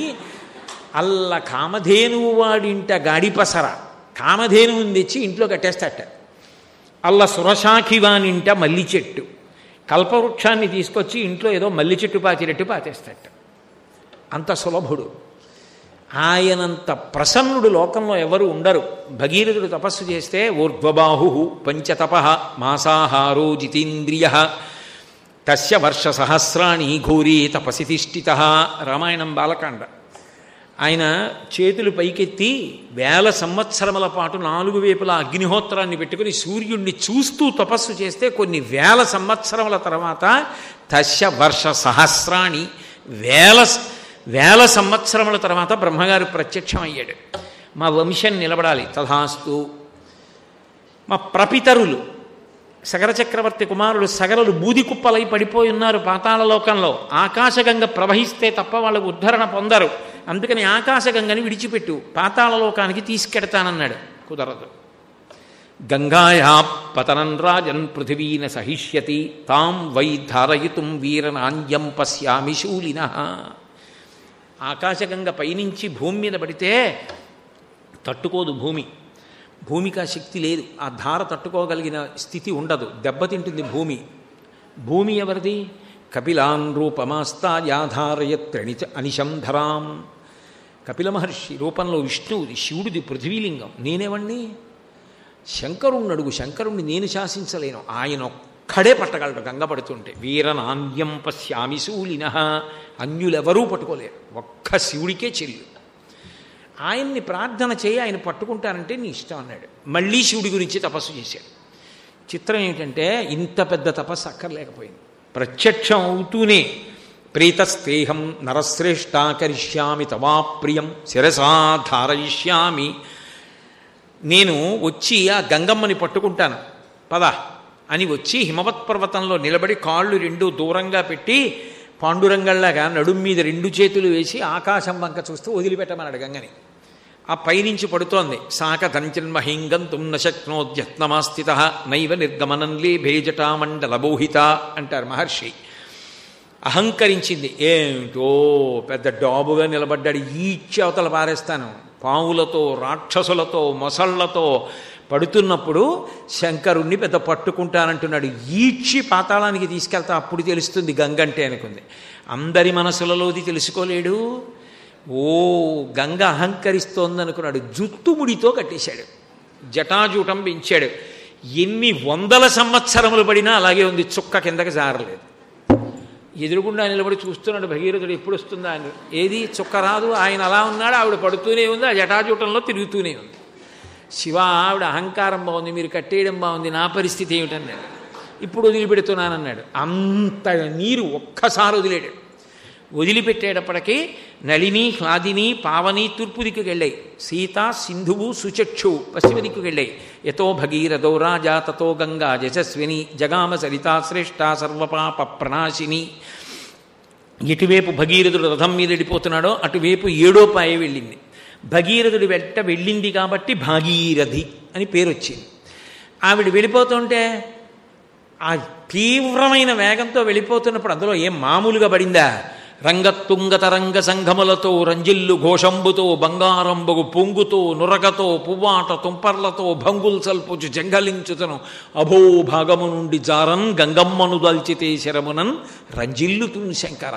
ఆయనకే చెల్లింది, వదిలేడు. అలా వెళ్ళిపోతూ జన్ను మహర్షి యజ్ఞమాటాన్ని ముంచెత్తేసింది. నా యజ్ఞమాటాన్ని ముంచెత్తుతావా అని కోపం వచ్చి ఋషి శక్తి ఒక్కసారి తాగేశాడు. చుక్క నీరు లేదు వెనక్కి తిరిగి చూస్తే. మళ్ళీ జహ్ను మహర్షిని ప్రార్థించాడు భగీరథుడు, కుడి చెవిలోంచి వదిలేశాడు. జాహ్నవి అయింది. ఆఖరికి పాతాళ లోకానికి తీసుకెళ్ళాడు. ఆ బూది కుప్పల మించి ప్రవహిస్తే ఆ ప్రపితరులందరూ కూడా మళ్ళీ స్వర్గలోకానికి వెళ్ళిపోయారు. ఆకాశగంగ మందాకిని, భూమి మీద భాగీరథి, పాతాళలోకంలో భోగవతి, మూడుగా ప్రవహించింది కాబట్టి త్రిపథగా. యశృణోచిత కాకుచ్ఛ, ఎవరైతే ఈ గంగావతరణాన్ని లఘువుగానైనా విన్నా కూడా సర్వే పాపాహ ప్రణశ్యంతి, గంగావతరణం గురించి ఒక్క మాట వింటే వాళ్ళ పాపాలు పోయాయి అన్నారు వాల్మీకి మహర్షి. అసలు ఫలశ్రుతి చెప్పరు. అందున ఇంత గొప్ప ప్రాంగణం, శంకరాచార్యుల వారి స్పర్శ కలిగినటువంటి ప్రాంగణం. ఎందుకనంటే శివుడి మీద పడుతున్నప్పుడు అహంకారంతో పడింది. అదే శివుడు శంకరాచార్యుల వారిగా వచ్చాడు. నమఃకపర్దిరీచ వ్యుక్త కేశాయ చ, పెద్ద జడాజుడంతో ఉంటే శివుడు, బోడిగుండుతో ఉంటే శంకరాచార్యుల వారు. శంకరాచార్యుల వారిగా వచ్చి గంగానది స్నానానికి వెడుతున్నారు కాశీలో. స్వామి, ఆ రోజున నీ మీద పడుతున్నప్పుడు తెలియక అహంకారంతో పడ్డాను, ఇవాళ మీరు వస్తుంటే ఎప్పుడెప్పుడు మీ కాళ్ళు కడుగుతానా అని ఎదురు చూస్తున్నానని తరంగములు ముందుకొచ్చి శంకరాచార్యులు వారి పాదాలు కడిగేయటాయి. అటువంటి గంగ. అందుకే రామాయణంలో ఒక మాట అన్నారు, భవాంగ పతితంతో యం పవిత్రమతిపస్పృశు అన్నారు. తతో దేవగణాన్ సర్వాన్, దేవతలు గంధర్వులు వీళ్ళందరూ కూడా పుణ్యం పోయి పైనుంచి పడిపోతున్న వాళ్ళు మళ్ళీ గంగానదీ జలాలు చల్లుకున్నారు, తలపెట్టలేక ఆ వేగంలో. చల్లుకున్నంత మాత్రం చేత పాపాలు పోయి మళ్ళీ పుణ్యాలు వచ్చి మళ్ళీ స్వర్గలోకానికి వెళ్ళిపోయారు. అసలు ఆ గంగావతరణ ఒక విచిత్రం, చదువుతుంటే ఒళ్ళు గగురు పొడుస్తుంది. బాలకాండ అంత అద్భుతంగా వర్ణించారు మహర్షి. అటువంటి గంగ, ఆ గంగ మీద అష్టకం చేశారు శంకరాచార్యులు వారు. చేసినప్పుడు ఒక అద్భుతమైన మాట చెప్పారు. మృత్యువు గురించి బెంగ పెట్టుకోవద్దు, ఆ విషయాన్ని గంగమ్మకు వదిలి అన్నారు. ఎందుకనంటే ఆయన మరి లోకానికి ఆ ఉపదేశం ఎందుకు చేశారో తెలియదు. నేను ఎప్పుడు కాశీ వెళ్ళినా కాశీ ఒడ్డున కాశీలో గంగ ఒడ్డున చెప్పే మొట్టమొదటి శ్లోకం ఇదే. నిజంగా చెప్పాలి అంటే ఒక రోజు మొత్తం మీద ఎప్పుడో అప్పుడు గంగమ్మని గుర్తు తెచ్చుకుని ఈ శ్లోకం చెప్పుకుంటూ ఉంటాను. అందులో మాతాజాహ్నవి శంభు సంగమిళితే మౌళౌ నిధాయ అంజలిం త్వత్తీరే వపుషోవసాన సమయే నారాయణం హృద్వయం సానందం స్మరతో భవిష్యతి మమ ప్రాణ ప్రయాణోత్సవే భూయాద్భక్తిరవిచ్యుతా హరిహరద్వైతాత్మికా శాశ్వతి. శంకరులు బలమైన కారణం లేకుండా ఏది చెప్పరు. గంగవంక చూసి ఒక మాట చెప్పు అన్నారు. గుంటూరులో మీ అందరి అదృష్టం ఏమిటంటే